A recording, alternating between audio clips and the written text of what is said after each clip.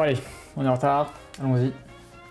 J'étais en train de tomber sur une news là, qui était vraiment trop stylée. Lançons ça les amis, lançons ça, attention. Le navire est prêt, let's go.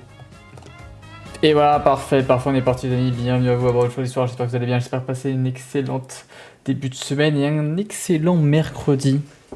Avançons, trinquons ensemble, oula, trinquons ensemble au vent favorable du flot d'histoire, du partage, de l'envie, du plaisir, de la bonne humeur, de la bienveillance, pour apprendre des trucs, tout simplement, voilà. Putain, je suis en train de tomber sur un truc là, juste avant, j'étais en train de lire un tweetos super intéressant, je partage hein, vraiment parce que c'est très très très cool. Si l'ordi veut bien faire ce qu'on veut, hop. Twitter, où est-ce Twitter hein. Twitter c'est nul, mais sur Twitter, en vrai, il reste des trucs intéressants, hein, franchement. De temps en temps, on tombe sur des trucs trop cool. Hop. Ouais, je suis tombé sur une publication là, c'est l'historienne du dimanche là, qui vient de publier un truc, c'est qu'elle vient de proposer un drive, un accès à un drive, pour pouvoir réviser pour ceux qui veulent le CAPES d'histoire. Salut Camillette, comment ça va? Et dans son drive, il y a tout. Elle a mis plein de trucs. Elle a mis les sujets qui sont tombés. Voilà, pour ceux qui veulent s'inspirer sur les trucs à réviser, pour ceux qui veulent passer le CAPES cette année. Il y a la chronologie avec des lexiques. Voilà. Hein. Franchement, je l'ai feuilleté juste avant. Bon, ça va doucement, ça, on va dire ça va. J'étais malade depuis ce week-end là. Depuis le live que j'ai fait samedi, j'étais full malade. J'ai mangé des trucs pas fous. Je crois que j'ai mangé un truc qui était pas fou. Et ça m'a donné plein de douleurs au ventre et tout, enfin partout. C'était pas la folie. Et ça va un peu mieux depuis ce matin quoi. Putain, mais il y a vraiment, son truc a l'air hyper complet quoi. C'est une mine d'or quoi. Chronologie antique. Et la chronologie antique aussi, d'Afrique. Démantèlement, des Antonins, Trajan, Adrien, premier voyage dans les provinces. Le tombe de Vénus, Succession. Merci beaucoup. J'espère que c'est... Non, franchement, son truc là, son fichier là, ça m'a l'air vraiment pépite. Hein. Méthodologie. Il y a quoi dans méthodologie? Géo. Partie scientifique, il y a un commentaire croisé de documents. Production. C'est la composition, 20 minutes. Ah, franchement, ça va être un bon document. Hein. Il va y avoir plein de trucs oral, méthode d'histoire. 9 au 29 juin, c'est le 5 mai. Hop. Et en type de sujet, 150, 62, tableau qui sont à un moment donné, sur la date. Les biographies. Ça. Franchement, alors ça m'a l'air vraiment son truc là. Manuel Fichet. D'accord, Manuel Fichet. Médiéval gouverner l'Empire de Stéphane environ. L'Amérique latine, l'Empire colonial français. Gouverner, t'as quoi dans gouverner par exemple? Conjoncture entre gouverner l'Empire. Ah, sur l'Empire romain. Ah, franchement, voilà. Un petit truc, un petit lien Google. Tiens, c'est ceux qui s'intéressent. Je l'ai mis, je pense. On peut partager son lien là. Hop. QRS. Voilà, c'est là qui sont intéressés. Voilà, petit lien. Si vous voulez passer le CAPES en histoire, je trouve que son truc est très très bien construit. Elle a dit qu'elle allait rajouter des trucs, mais déjà, il est bien complet. Oh. Elle s'est fait une fille. Elle a fait un travail de dingue quand même. Hein. Un travail de dingue pour pouvoir réviser son CAPES. Enfin, c'est fou. Hein. Il y en a qui sont vraiment très très rigoureux. Hein. Moi, mes fiches, elles sont stylées, mais elles sont pas à ce niveau-là quand je fais des fiches pour des sujets. Hein. Elles sont pas à ce niveau-là, c'est pas aussi carré. Hein. Ah, c'est carré. Franchement, c'est carré. Voilà, petite révision pour ceux qui sont intéressés par le CAPES. Là, je viens de tomber ça juste avant le live et je trouve que ça peut être intéressant à partager. Pour ceux qui ont envie de parler un peu d'histoire. Hop. Aujourd'hui, 3 sujets. On va voir aujourd'hui la suite, notamment du coup de l'histoire de Carthage contre Rome, parce que c'est quand même le but du live, c'est voir un peu qu'est-ce qui s'est passé après, notamment sur l'aspect, le rôle clé de la Sicile, parce que la Sicile a joué un rôle clé du coup dans le conflit des guerres puniques. On parlera aussi du fameux Dumont d'Urville. C'est rigolo parce que ça fait un moment que je vais en parler du Dumont d'Urville, parce que j'ai un de mes meilleurs amis qui habite dans une rue qui habite dans la rue, la rue où il habite s'appelle Dumont d'Urville, et je lui ai appris que c'était un explorateur français. Il fait ah bon, il a fait des trucs? Ouais, je fais oui, il a fait des trucs. Et du coup j'ai trouvé un super article qui en parle, et aussi pour faire un petit parallèle avec l'actualité, notamment sur la mémoire des œuvres volées. Parce qu'on rappelle malheureusement, il y a les œuvres du coup volées qui ont été volées au Louvre et qui sont certainement été retrouvées dans un état assez pitoyable. Et du coup, il y a un travail de mémoire qui est fait justement pour essayer de préserver les œuvres, même si elles ont été volées, pour essayer de continuer à pouvoir les apprécier malgré le fait qu'elles sont volées. Donc, il y a un petit travail d'archivisation en fait qui est fait des œuvres pour les préserver, et que même si du coup elles disparaissent, on peut du coup quand même avoir des documentations pour se rappeler qu'ils existent. Et ça c'est plutôt sympa. Ok.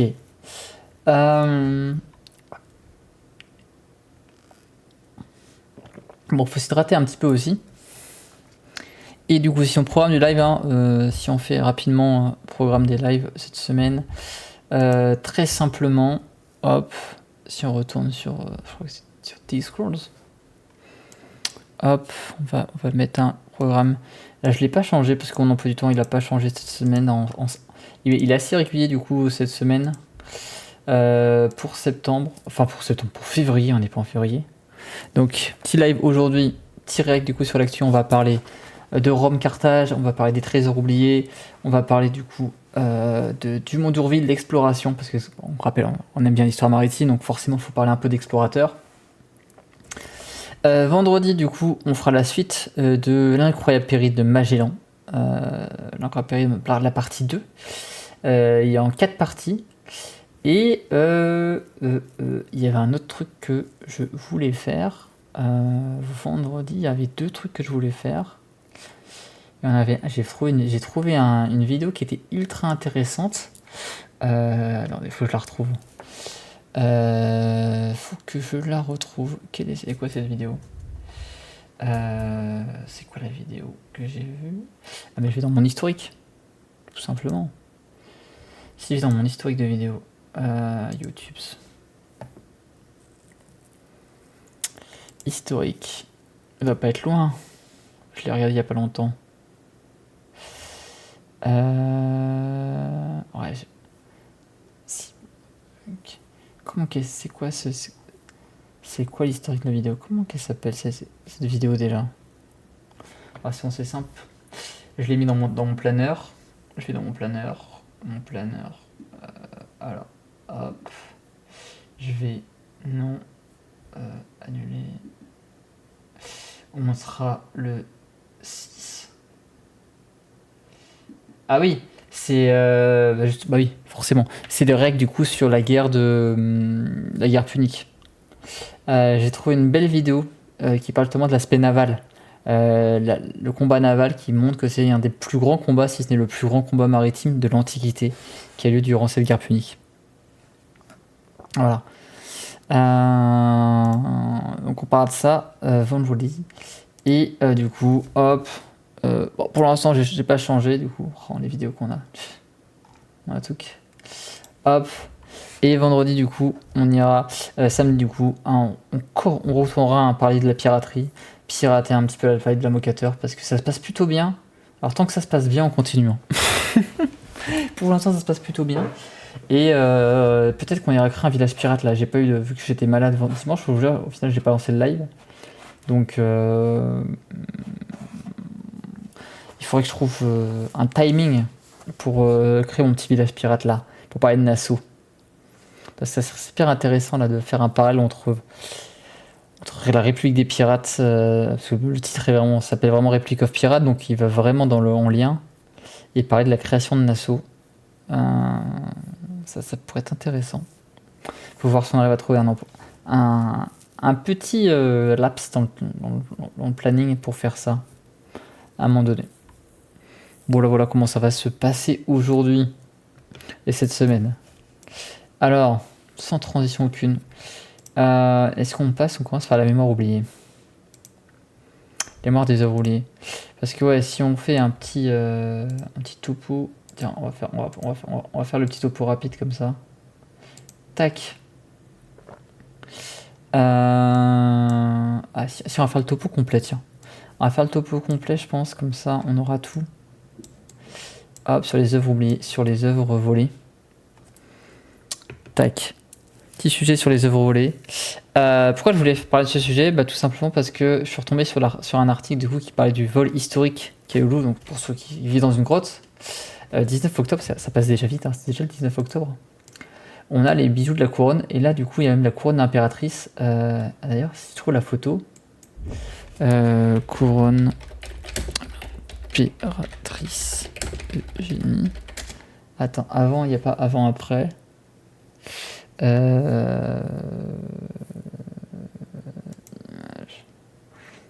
Ils vont pas nous le remettre là? Ah, j'avais vu la photo. Ah, trop pas, voilà. Ah, t'avais avant, après. Tiens, ce qu'on voit. Yes.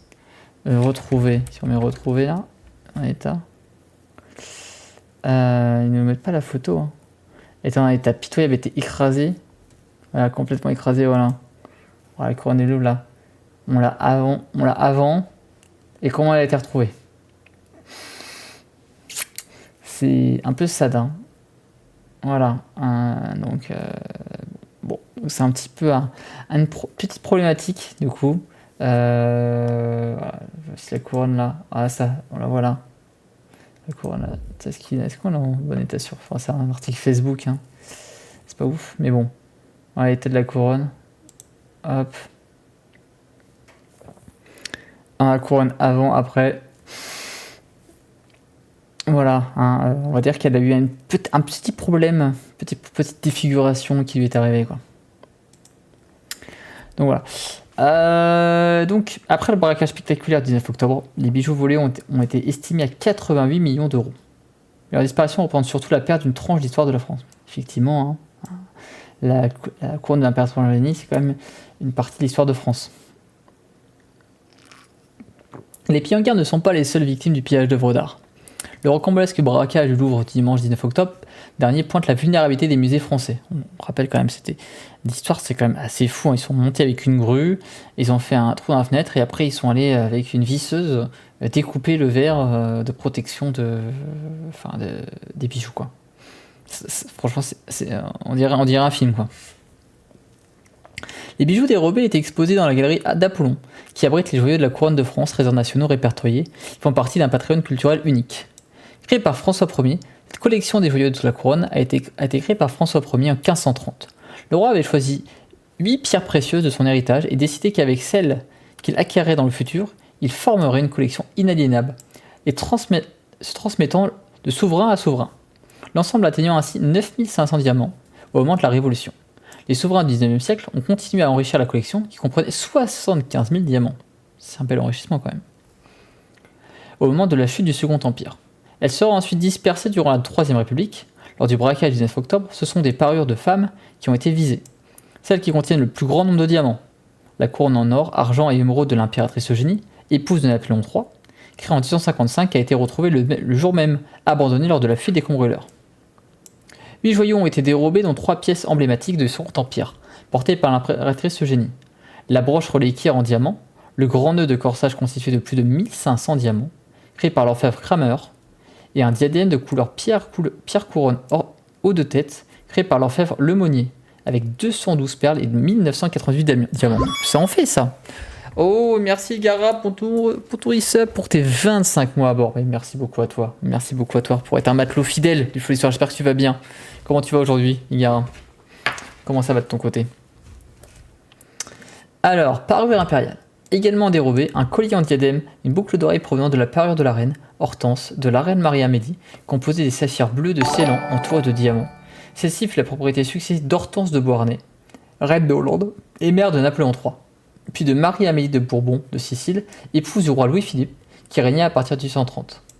Enfin, les voleurs ont emporté une collier et une paire de boucles d'oreilles en émeraude de Marie-Louise d'Autriche, seconde épouse de Napoléon Ier, qui lui offrit à l'occasion de leur mariage en 1810. Louvre s'en était rendu acquéreur en 2004. Ces joyaux qui racontent des tranches de l'histoire de France sont invendables en l'état tant ils sont reconnaissables. Il est donc à craindre qu'ils soient désassemblés et fondus pour pouvoir être écoulés. Bah oui, c'est logique. Salut Trozut, comment ça va? C'est aussi le problème de ces bijoux, c'est que, encore une fois, si on les retrouve pas rapidement, on sait très bien que vu qu'ils sont mondialement connus, alors à moins que ce soit un collectionneur privé qui veut les cacher et les mettre chez lui et tout, il y a très peu de chances qu'on les retrouve en l'état. Parce que bon, les gens vont les fondre pour récupérer le diamant et les vendre à la pièce, quoi. Et parce qu'en fait, ce qui fait leur valeur, surtout aujourd'hui, c'est le fait qu'ils sont ensemble. Voilà. Bon, ça c'était pour votre introduction. Et du coup, pour montrer que... Et ça, ce qui est rigolo, c'est qu'on voit souvent les musées qui sont pillés, les trésors qui sont pillés dans les pays en guerre. Mais non, ça arrive aussi chez nous, hein, dans des pays où c'est censé être sécurisé. Parce qu'on fait aussi des économies sur la sécurisation des lieux culturels, malheureusement, quoi. C'est donc Kishore, comment ça va? Comment tu vas aujourd'hui? Alors, bon, et là, autre musée, autre chose, c'est le façade du musée national de Soudan, à Khartoum en avril 2025. Considérablement dégradé par la guerre civile, le musée a vu ses œuvres pillées ou détruites.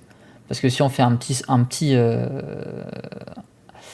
zoom, au Soudan a vu une guerre civile éclater, et que du coup, forcément, les œuvres d'art, il y en a qui certains en profité pour aller piller les musées et récupérer toutes les œuvres. Donc bon, c'est un peu triste aussi.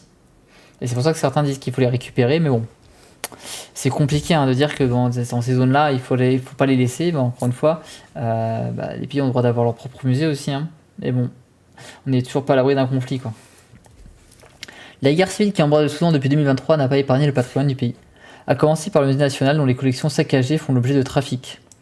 Dans la terrible guerre civile qui sévit au Soudan, provoquant des dizaines de milliers de morts et de déplacements de plus de 10 millions de personnes, le patrimoine du pays n'est pas épargné. Les musées sont saccagés et pillés, au premier rang desquels le musée national du pays, situé dans la capitale Khartoum. La guerre a éclaté en avril 2023 entre l'armée et les paramilitaires des forces de soutien rapide, les FSR. En juin 2023, la capitale soudanaise est tombée aux mains des FSR et du général Dogolo, un ancien milicien en lutte contre le pouvoir en place. Le musée a été abandonné, car situé au cœur d'une zone de combat. Fin mars 2025, les troupes gouvernementales du général Al-Burhan ont repris la ville et les archéologues ont pu, après 2 ans, retourner dans le musée et constater l'ampleur des dégâts. On peut dire sans surprise qu'il ne reste pas grand-chose. Œuvre nubienne. Construite en 1971, l'établissement a abrité quelques 100 000 objets, notamment une splendide collection d'archéologie nubienne, la plus complète au monde. Le toit du bâtiment porte la marque des tirs d'obus. La plupart des salles ont été vidées et les objets encore présents sont endommagés. Les œuvres datant de l'époque du royaume de Kouch, situé au sud de l'Égypte et au nord du Soudan actuel, et dirigé par les pharaons noirs durant près d'un siècle, du 8e au 7e siècle avant Jésus-Christ, ont été systématiquement volées. Tout comme des reliques en or entreposées dans les réserves. Les statues monumentales ont mieux résisté car trop difficiles à transporter. Effectivement, les statues, c'est souvent ce qui fonctionne le mieux.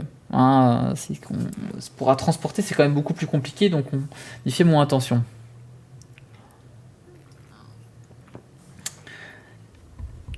Et celle du pharaon noir, Taharqa, se dresse toujours dans la cour du musée. Ouais, ça fait pas grand-chose. Selon les experts soudanais, les objets ont été transportés par camion au Darfour, zone aujourd'hui sous le contrôle des FSR. Quelques pièces ont été retrouvées dans les pays voisins, en Égypte ou au Tchad, où un Soudanais accuse les miliciens des FSR d'avoir volé ses œuvres et y voit un crime de guerre. Bah oui, je pense qu'on peut le dire. Au total, ce sont plus de 20 musées qui ont été pillés au Soudan, pour des pertes estimées à 94 millions d'euros. Interpol et l'UNESCO sont à l'affût au cas où certaines œuvres réapparaîtraient dans la vente aux enchères. Ce qui est fou, c'est qu'on fait la comparaison, c'est que l'ensemble du musée du Soudan, qui vaut 94 millions, c'est quasiment autant, enfin c'est un petit peu plus que juste la collection qui a été volée du coup au musée du Louvre. Parce qu'au musée du Louvre, ils ont volé pour 88 millions d'œuvres, et là l'ensemble du musée, c'est 94 sur les 20 musées. Ce qui est fou, c'est là quand on se rend compte de la richesse du musée du Louvre et des musées en France. Parce que juste une collection en France vaut autant que 20 musées au Soudan. Alors pas minimiser les collections du Soudan, mais quand même, ça montre quand même la différence qu'il y a entre les deux, quoi. Ah, mais c'est quand même triste pour le pays qui, je pense, c'est genre ces pays-là où ils ont du mal à récupérer des œuvres déjà et à créer des collections. Et malheureusement, à cause des conflits, bah, dès qu'ils ont une collection, bah, elle disparaît. Alors, c'est pourquoi on arrive au sujet. Petite introduction, donc on voit que les œuvres sont volées, malheureusement, et que du coup, bah, certaines initiatives sont mises en place pour essayer de préserver la mémoire des œuvres volées. Donc notamment l'UNESCO. L'initiative de l'UNESCO, la création sur Internet d'un musée virtuel d'œuvres volées, sensibilise le grand public à la question du pillage, du trafic de biens culturels. Parmi les œuvres présentées par le site web de l'UNESCO figure en tête de Minerve, déesse de la sagesse et de la guerre et de la stratégie découverte à Mador, Daourch, en Algérie, datant de la période où la région fit partie de l'Empire romain, vers 546 avant Jésus-Christ à 430 après Jésus-Christ. Cette jolie statue taillée dans du marbre blanc a disparu et n'est visible qu'en photo.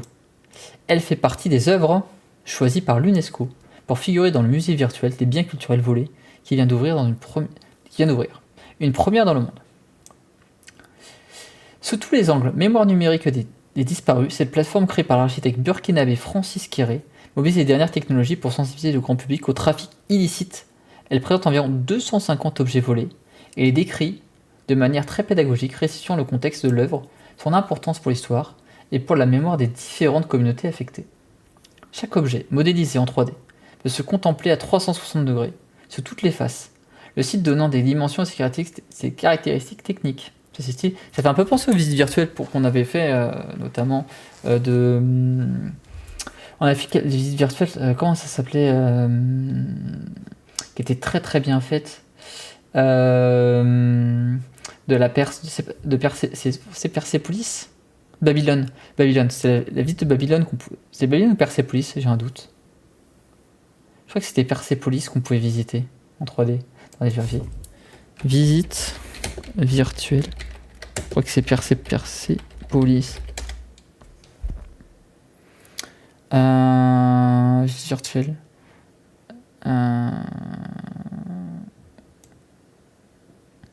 Comme je disais. Getty.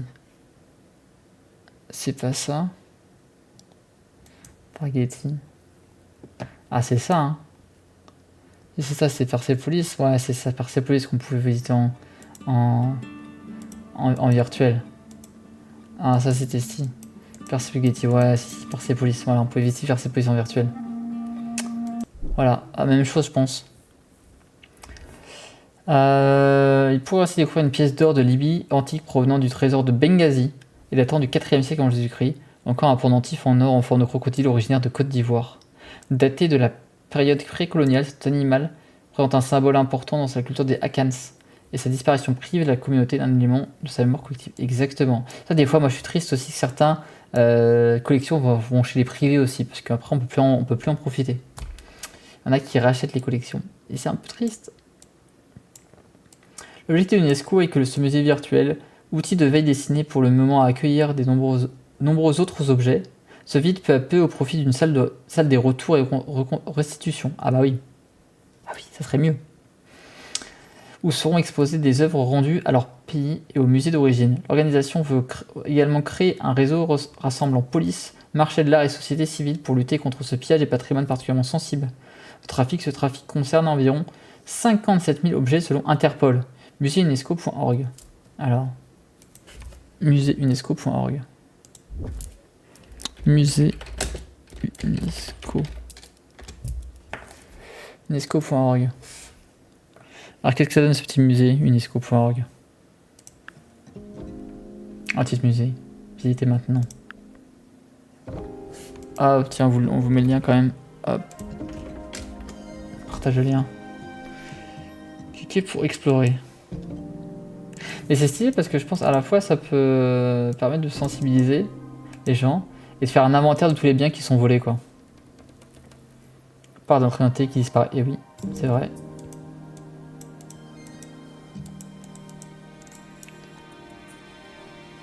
Ah, que ça marche comme ça, ok. Le disparu est la première étape vers leur restitution. Ok. UNESCO. C'est beau, hein.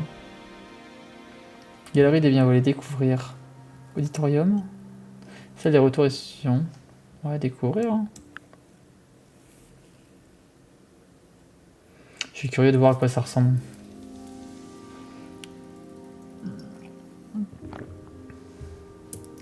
Et du coup, bientôt, il y aura peut-être les bougies de la princesse Génie, hein. On peut descendre. Ah, il y a plusieurs niveaux et tout. Waouh, stylé. On est à quoi là? Il y a des thématiques. Bracelet en or d'as. Wow. Allez, elle est magnifique ce bracelet. Gérer d'une intelligence artificielle à partir des seules images disponibles après le vol de l'objet. Ok, ok, bah je comprends. Ah, là, c'est une initiation qui est quand même cool de l'intelligence artificielle, hein. Pas le cacher. Partager pour le protéger. Ah ouais, parce que du coup, tu peux partager. Ah, c'est stylé parce que tu peux partager le bien pour que les gens puissent le reconnaître s'ils le trouvent, s'ils le voient. Plus d'informations. C'est archéologique, objet de cérémonie et rituel, métaux précieux. L'artiste inconnu, orfèvrerie, c'est pareil, c'est bien. Par contre, ce qui est dommage, c'est qu'on n'a pas d'informations sur où est-ce qu'il était volé ou truc comme ça pourrait être cool. Ah, peut-être qu'on l'aura si on descend. Milieu du 1er siècle, créé au milieu du 1er siècle après Jésus-Christ. Soumis par la Roumanie. Ok. Ah. Après l'objet. Ce bracelet en or fut réalisé au 1er siècle après Jésus-Christ, près de Sarmizegetusa, réalisé à la capitale des Daces, environ 5 siècles. Ok, le bracelet compose de près de 8 spirales complètes et ornées de motifs de palmettes, de décorations en forme de sapin de ligne. Ok, un peu plus puissant. Ok, est-ce qu'on a des versions originales? Ah oui, d'accord, c'est en roumain. On va pas dire le roumain, hein. Ok.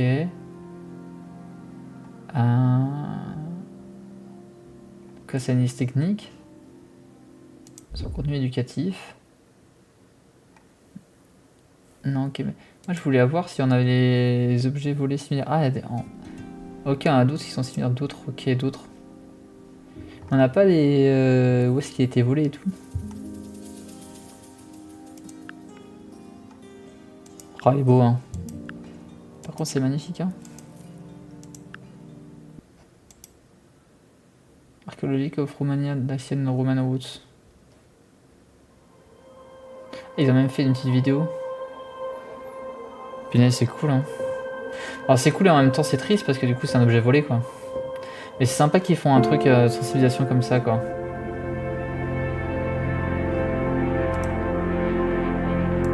Il veut pas nous mettre en grand.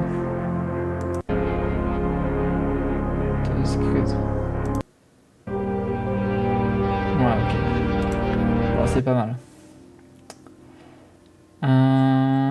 Il n'y a pas d'explication sur son vol, là. C'est près de long complexe juridique, on récupère.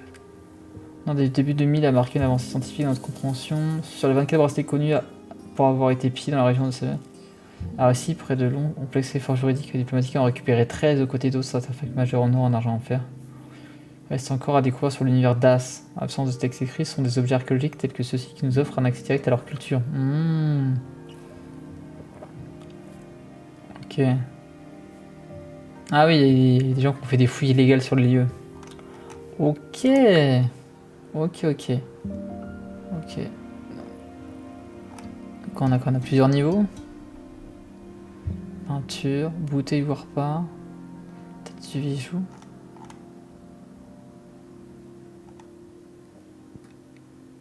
Saint-Sacrement, urne du Saint-Sacrement. Oh, c'est bien fait, hein, leur truc. Oh, il y a un bateau. Ah, des bateaux. Ah, je vois le bateau. Information caractéristique. Je vais en savoir plus. On n'a pas les informations de plus, là? Ah. Oh. Signaler Interpol. Ah, on peut signaler si on l'a vu. Alors. Bourf, Oum. Peinture sur la vie du port de Oum. Entre le port de Oum... Oh, pourquoi ça descend super vite, là? C'est bizarre. J'ai rien fait, moi. C'est ma souris qui buguait? Non, ça va. Le port de Oum comme lien entre les Pays-Bas et le reste du monde, soulignant l'importance de la ligne maritime de Hoorn. et la République néerlandaise au début du XVIIIe siècle. Navire de guerre Joos Tenek, équipé de 52 canons et d'un équipage de 250 hommes, a été construit pour protéger le commerce néerlandais et affirmer la puissance navale dans les colonies d'outre-mer. Son nom est lié à la famille Van Neck, influente et puissante, associant ainsi le navire au pouvoir et à la fierté locale. De Rich Ouf montre également la vie animée du port. Petits bateaux, rameurs, tonneaux, quais et marchands suggèrent tous l'activité quotidienne qui a contribué à la prospérité de Hoorn. Les maisons au bord du canal, les ponts et les mâts, les navires, au loin relient la Seine à la ville et elle-même, tandis que le ciel spectaculaire donne au tableau pression de grandeur. Tel au cas, cette œuvre devait être considérée comme une célébration de la puissance économique de Hoorn. Ok. On n'a pas d'informations, on n'a pas beaucoup d'informations sur le fait de comment il a été volé, quoi. Ça, j'aurais été intéressé de savoir ça, quoi. Par les Pays-Bas, Royaume-Uni. Formation plus caractéristique. Pigment textile, œuvre d'art. Peinture, dessin. Et par contre, c'est vraiment super intéressant leur site. Hein. Retour à la galerie. Ok. Simulé par le son plus. Ah, on peut faire par région aussi. Ok. Collier en or. Relique carte Saint-Brigitte. Il y en a beaucoup, hein. On disait qu'il y en avait plusieurs dizaines de milliers d'objets volés. Forcément, ils ont pris des plans de collection, quoi.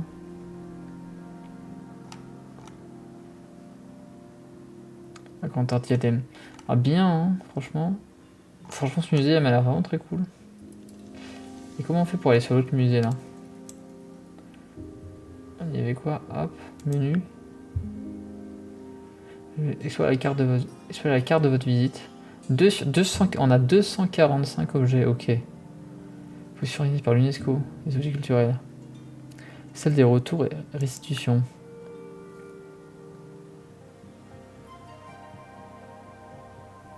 J'aurais contacté l'UNESCO, hein. Faudrait faire des projets. Dents de requin. Trilobite. Zone de rabat. Écoute, 3 cas de retour. Ah oui. Ah, ça fait pas beaucoup, 3 cas de retour. Hein. Est-ce qu'il nous explique du coup la date de retour? Institut patrimoine. Officiellement restitué au Maroc par les autorités chiliennes au sein d'un ensemble de plus vaste de fouilles et est désormais conservé à Rabat. Ok. La collection de fossiles a été rendue possible grâce à la coopération du Consejo Monumentos Nacional du Chili, département des affaires culturelles, ministère des affaires étrangères du Chili, service national des douanes du Chili. Ok, ok. Ok, ok. C'est comme stylé, hein. Dents de requin. Ok, il y avait un éditorium, il disait. On va voir le dernier truc pour voir à quoi ça ressemble. Hop. Éditorium. C'est quoi l'éditorium?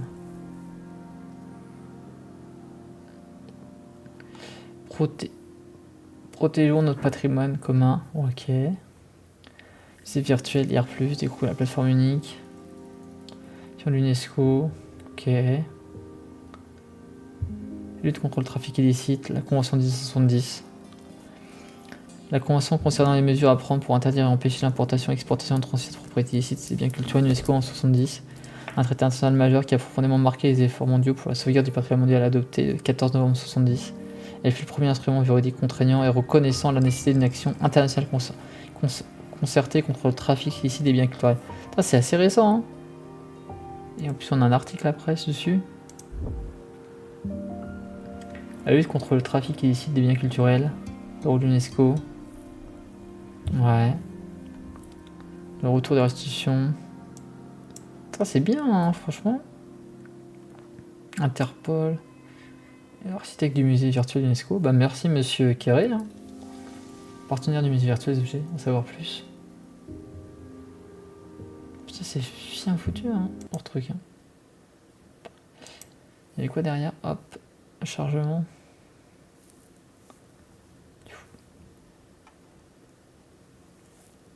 Mesures préventives, des inventaires. Ouvert la voie à d'autres traités d'initiative.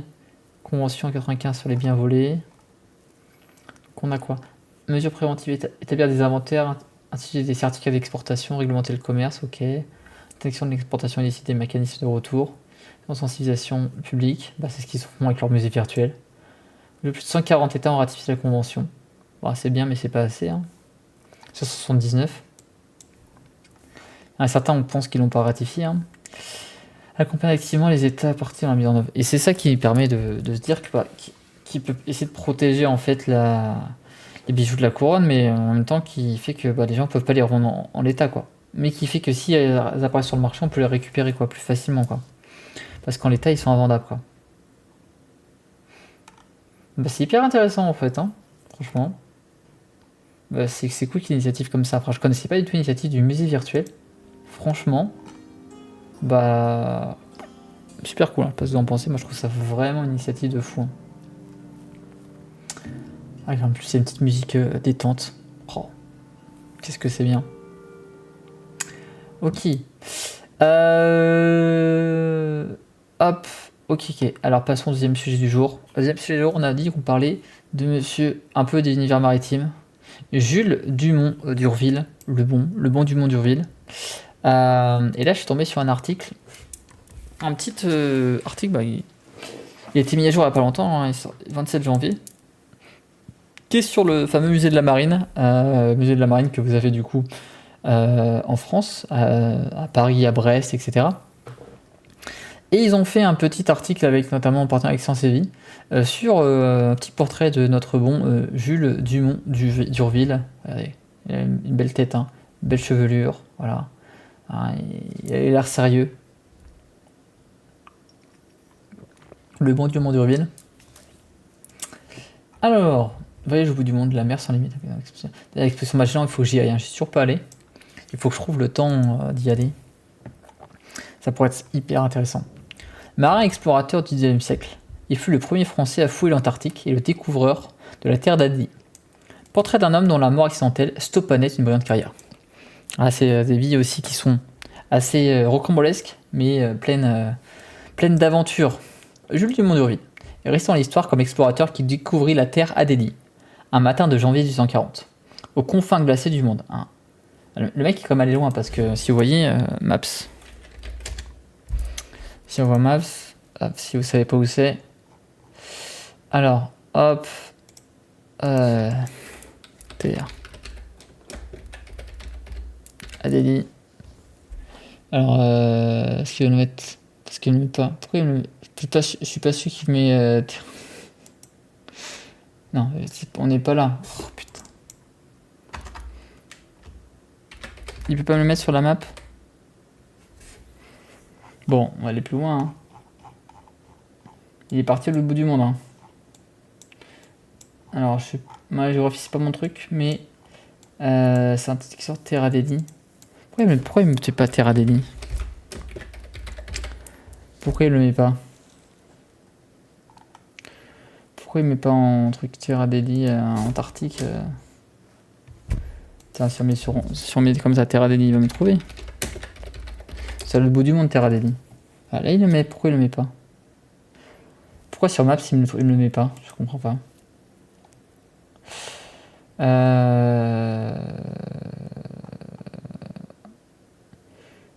Pourquoi il me le met pas sur Maps?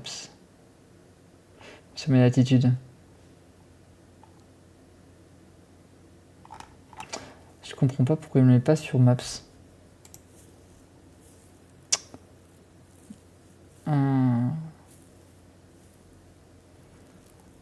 Pourquoi sur Maps il le met pas? Il le met pas Terre Adélie. Je sais pas sur Terre Adélie. Ah, c'est en Atlantique, non, mais alors après. Je suis pas expert en truc. Tu as la base du monde dans les recherches Maps. Base du monde. Ah bah oui. Base du monde, voilà. Base du monde d'Urville, voilà. On est par là. Voilà, donc on voit que c'est à l'autre bout du monde, merci. Voilà, bon, j'étais pas loin. Hein. Donc le mec il est quand même allé à l'autre bout du monde, quoi. Moi j'étais quelque part par là, je savais que c'est à peu près par là. Après où c'est exactement? Pas de quoi et bonjour à toi, j'espère que tu vas bien. Notre ami... mais c'est bizarre qu'il n'y ait pas le truc... Casé Station. Davy Station. Franchement, ouais, les gens qui vont faire des recherches ici, c'est de la motivation pour y aller, hein, parce que t'as pas beaucoup d'activités à faire. Hein. Hop, du Mondorville. Voilà, c'était par ici. Revenons à mon article. Alors du coup, Dumont d'Urville, grand explorateur français qui est allé jusqu'en Antarctique, mais pas que. Il faut savoir qu'il a fait beaucoup de choses et ils en parlent très bien dans cet article. Au confins glaciaux, mais c'est très réducteur. Car avant d'avoir fouillé l'Antarctique, il avait déjà parcouru les mers, dressé des cartes, recueilli des plantes, des insectes, et même révélé à la France l'existence de la Vénus de Millau. Navigateur, linguiste, naturaliste, il fut de ceux pour qui la découverte n'était pas un exploit, mais une façon d'être. Né le 23 mai 1790 à Condé-sur-Noireau, dans le Calvados, ce jeune Normand, au tempérament obstiné, choisit très tôt la mer comme horizon. À 17 ans, il entre dans la marine et s'y distingue par sa curiosité insatiable. Il veut tout comprendre, tout observer, tout relier. Polyglotte, botaniste, cartographe, il se rêve savant autant que marin. Et conduit de l'école polytechnique, il poursuit sa formation sur les flots et obtient en 1912 le grade d'enseigne de vaisseau. Le mec, il est quand même assez touche à tout. Hein. Cartographe, botaniste, polyglotte. Tu es un mec plutôt efficace et intelligent. Et salut Déborah, comment ça va aujourd'hui? De la Vénus de Millau à La Pérouse. Ah, notre ami La Pérouse. Le bon La Pérouse. Le bon monsieur de La Pérouse. Hop. Attends, sinon on peut pas zoomer comme je voulais. Attends, avec le truc. Dans le texte, c'est vraiment pas foutu. Bon, c'est pas grave. Attends, si je le mets en mode... Attends, on va faire un truc. On va mettre sur le côté le texte. On va faire un truc. Hop. Ça, je vais pouvoir zoomer. Hop. Tac. Mais non, mais pourquoi il veut faire des blocs? Mais je vais pas. Ah, c'est les fonctionnalités Windows, des fois, ça me turlupine. Voilà, comme ça, je peux zoomer. Et là, c'est mieux. Sinon, il faut que je change tout l'overlay et ça me fatigue. Hop. Ah, on peut zoomer comme il faut. Voilà, et là, on peut zoomer. Oh, et là, on est bien. Et voilà, là, on est bien. Là, on est bien.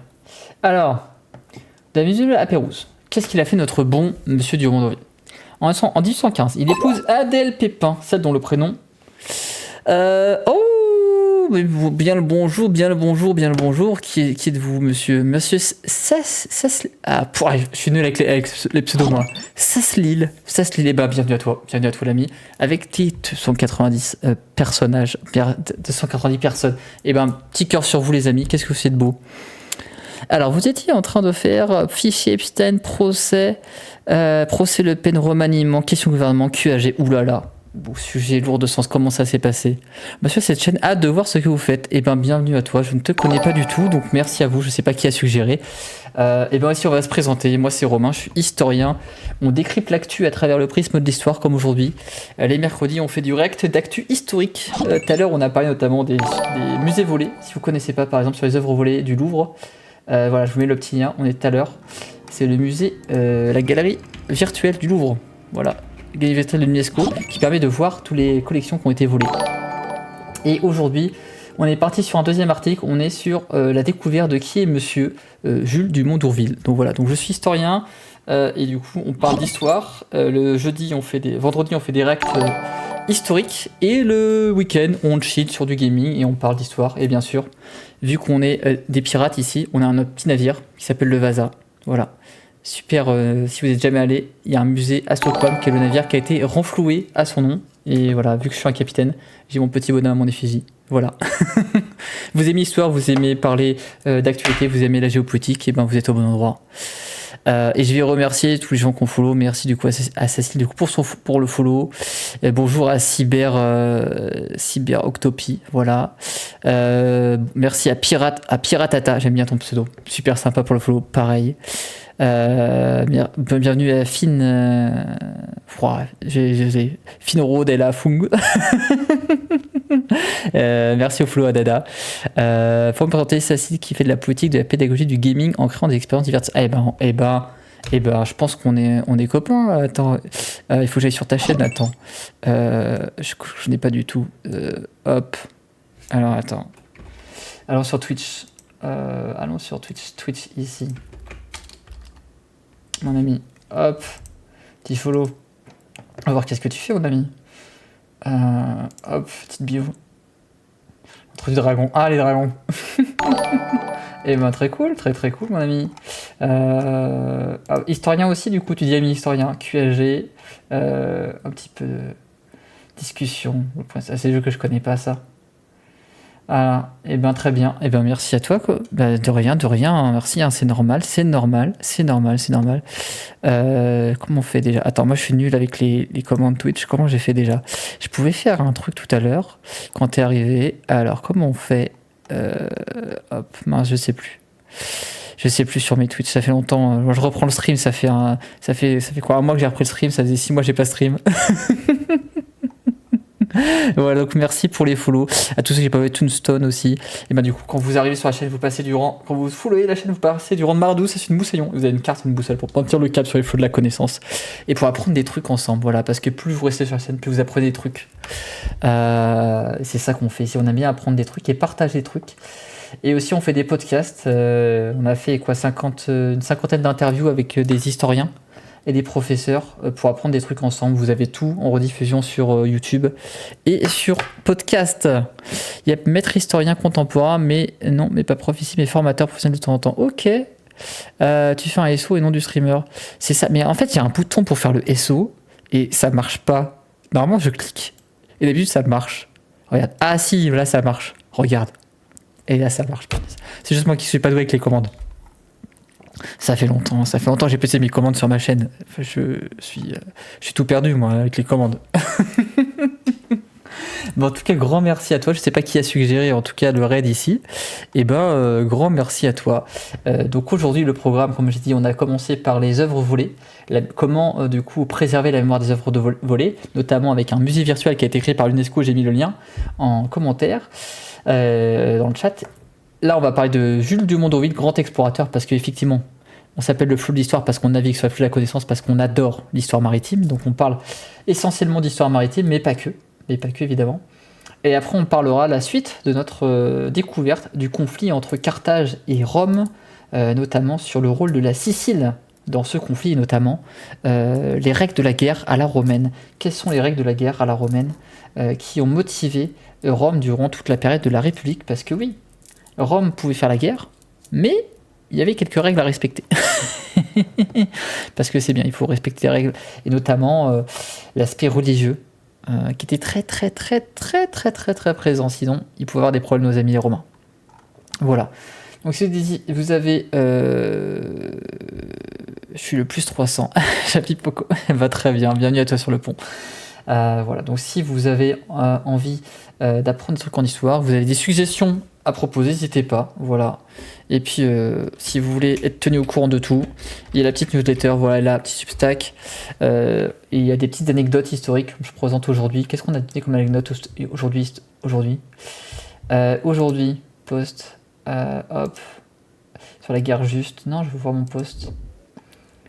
Cette anecdote culturelle du jour, c'était la différence que j'ai donnée entre le ius ad bellum et le ius in bello. En gros, le ius ad bellum pour les Romains, c'était les règles à respecter pour engager un conflit, et le ius in bello, les règles à respecter pendant un conflit. Et dans le ius in bello, on va dire qu'elles n'étaient pas très catholiques, notamment sur la tétralogie de l'horreur, qui fait qu'une fois que les Romains ils avaient gagné, les victimes devenaient leur propriété. Voilà, donc on légitime le vol, le meurtre, le viol et les incendies. Voilà, c'était bien l'Empire romain, c'était violent. Voilà. Mais sinon, ça se passait très bien dans l'Empire romain. Voilà, si vous voulez en savoir plus, n'hésitez pas à vous abonner. Comme ça, vous apprendrez des trucs pour briller en société. Alors, mon petit Jules Dumont-D'Urville, on en était où? On en était on a fait sa petite biographie. Alors, et bien sûr, si vous avez des questions, n'hésitez pas à les poser. Hein. Ici, on est là pour apprendre des trucs ensemble. Donc, c'est ça qui est le plus important, quoi. Si vous apprenez des trucs avec moi, et que vous avez envie, si vous avez partager des trucs, vos commentaires sont les bienvenus, évidemment. En 1915, il épouse Adèle Pépin, celle dont le prénom, 25 ans plus tard, sera donné à une terre du bout du monde. À peine marié, Dumont-D'Urville reprend la mer, mu par cette fièvre d'apprendre qu'elle ne quittera jamais. On rappelle, hein, il est polyglotte, botaniste, marin, enfin, il fait tout. En 1816 et 1819, il sillonne la Méditerranée et la mer Noire à bord de la Chevrette, chargée de mesurer les positions géographiques des îles grecques. Bah oui, parce qu'on rappelle, c'est à cette période-là, la cartographie quand même pas très connue. Bah, si vous n'étiez pas là la semaine dernière, mais la semaine dernière, on a parlé d'histoire des cartes, et on était du coup justement à une période où de grandes découvertes, on essaie de façonner en fait les contours du monde grâce aux cartes. Et merci pour le follow, Iner. Merci. On était en train de façonner en fait le monde et de découvrir le monde grâce aux cartes et notamment aux cartes maritimes, et ce qu'on parlera du coup demain, parce que demain on parlera de l'incroyable périple de Magellan partie 2, notamment comment Magellan a vendu, en tout cas à Charles Quint, des richesses possibles grâce à des cartes qu'il avait lui-même façonnées. Voilà, parce qu'il a envie de les faire d'une façon qui n'était pas forcément adéquate ni accurate. Mais bon, ça c'est une autre histoire qu'on parlera vendredi. Mais ce jeune officier ne comptera pas d'observer le ciel et les cartes. Il explore, compare, collectionne, traduit. C'est au détour de cette mission en mer Égée qu'il fait escale à l'île de Milos, où les paysans viennent de mettre au jour une statue en marbre de Paros, la fameuse Vénus de Milo. L'officier comprend aussitôt que le corps sans bras est une découverte exceptionnelle. Il en examine les fragments, relève une inscription gravée sur la base et signale la trouvaille à l'ambassadeur de France à Constantinople, le marquis de Rivière. Grâce à cette initiative, la statue est acquise par la France et livrée au musée du Louvre. L'année suivante, plus d'un siècle plus tard, la Vénus de Milo est toujours l'un des joyaux. Ah oui, et ça c'est grâce à monsieur Dumont d'Urville, hein, si vous ne saviez pas. Voilà. Si on a réussi à récupérer la Vénus de Milo, c'est parce que lui, il a vu que ces petites statues qu'on avait trouvées sur l'île de Paros étaient incroyables. Il s'est dit, tiens, ça c'est un truc qu'il faut garder, qu'il faut ramener à Paris, parce que ça m'a l'air important. Et effectivement, aujourd'hui, c'est considéré comme une des œuvres, des œuvres magistrales du musée du Louvre. En 1822-1825, Dumont d'Urville embarque pour un tour du monde à bord de la Coquille, commandé par Louis Duperrey. Et on n'est pas le capitaine, mais l'un des officiers scientifiques les plus actifs. 3 années durant, il prélève, note, classe, collecte, plantes, coquillages, insectes, roches. À chaque escale, le navire devient laboratoire flottant. À leur retour, les savants du musée d'histoire naturelle recensent plus de 3000 espèces végétales et plus d'1 millier d'insectes.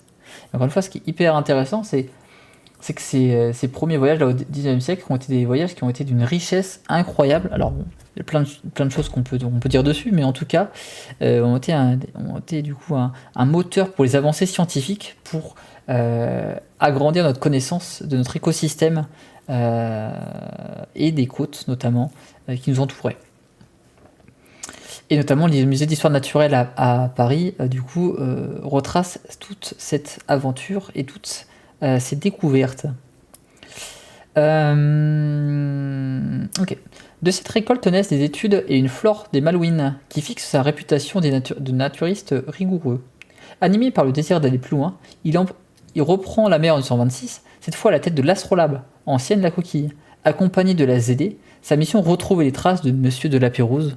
On a déjà parlé, Monsieur de la Pérouse, qui malheureusement a disparu à Vanico en 1788 et qu'on n'a jamais retrouvé, en tout cas à son époque, et explorer les côtes encore vierges du Pacifique. D'Urville sillonne la Nouvelle-Guinée, la Nouvelle-Irlande, la Nouvelle-Bretagne. Il relève les contours des îles de Loyauté, des Tonga, des Moluques, et affine les cartes de la Nouvelle-Zélande. Observateur et pédagogue, il propose une classification des mondes océaniques, Mélanésie, Polynésie, Micronésie, qui fera date. Voilà, qu'on dire. Encore une fois, il est connu souvent pour la Terre Adélie, mais il a fait bien plus que ça, la Vénus de Milo, et c'est lui qui a cartographié les terres, notamment australes avec la Mélanésie, la Polynésie, et qui a donné leurs appellations qui sont, pour certaines, encore en vigueur aujourd'hui. L'Astrolabe et la ZD. Oh, qu'est-ce qu'ils sont beaux, hein, musée de la Marine. Voilà. Ça, c'est magnifique voilier, hein, ça. Vraiment très très beau. Bon, après, les représentations hein, pour l'époque, hein, malheureusement, elles sont pas très très sympathiques, mais bon. C'est autre chose. Hein. Cap sur les glaces du Sud. De retour à Paris en 1929, ils sont déjà à d'autres horizons. Mais ce n'est que 8 ans plus tard qu'il obtient enfin le feu vert pour une nouvelle expédition, cap sur le Sud, vers les glaces. En septembre 1937, l'Astrolabe et la ZD quittent Toulon. 3 années d'exploration dans de rudes conditions s'annoncent. À bord de l'Astrolabe, qui vogue dans l'océan austral, le matin du 22 janvier 1840, Dumont d'Urville note dans son journal « À 10 heures du matin, nous distinguâmes distinctement la Terre, s'étendant à l'est et à l'ouest, à perte de vue, formée de hautes montagnes couvertes de neige. Au-delà des champs de glace flottants, il distingue une côte abrupte, toute de glace et de pierre, surmontée de pics aux contours incertains. La mer est encombrée de glaçons. Le vent du sud-ouest balaie le pont. Selon son officier, Vincent Don Dumoulin, une falaise continue, composée de glace compacte, s'élevant à plus de 30 mètres. Putain, les mecs, c'est quand même des fous. Hein. Par contre, ils ont des navires là, qui ressemblent à ça. Et ils vont à l'autre bout du monde. Hein, on a vu sur Maps tout à l'heure, ils sont là. Voilà, ils sont là. Attends, pourquoi pas dézoomer. Voilà, ils sont là, donc ils sont à l'autre bout du monde. Ils sont partis de la France.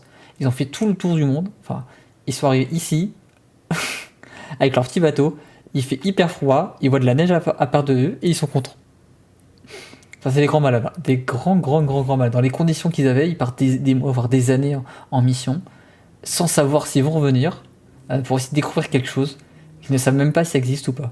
Franchement, c'était invraisemblable. Quoi. Franchement, c'est des gens qui sont hyper cool. C'est un courage insensé, quoi. Je sais pas si c'est insensé ou fou, quoi. Je sais pas si c'est insensé ou fou, ces gens-là, quoi. Mais bon. En tout cas, grâce à eux, on a une meilleure connaissance de notre écosystème, notre environnement et des côtes, et des contours du monde, quoi.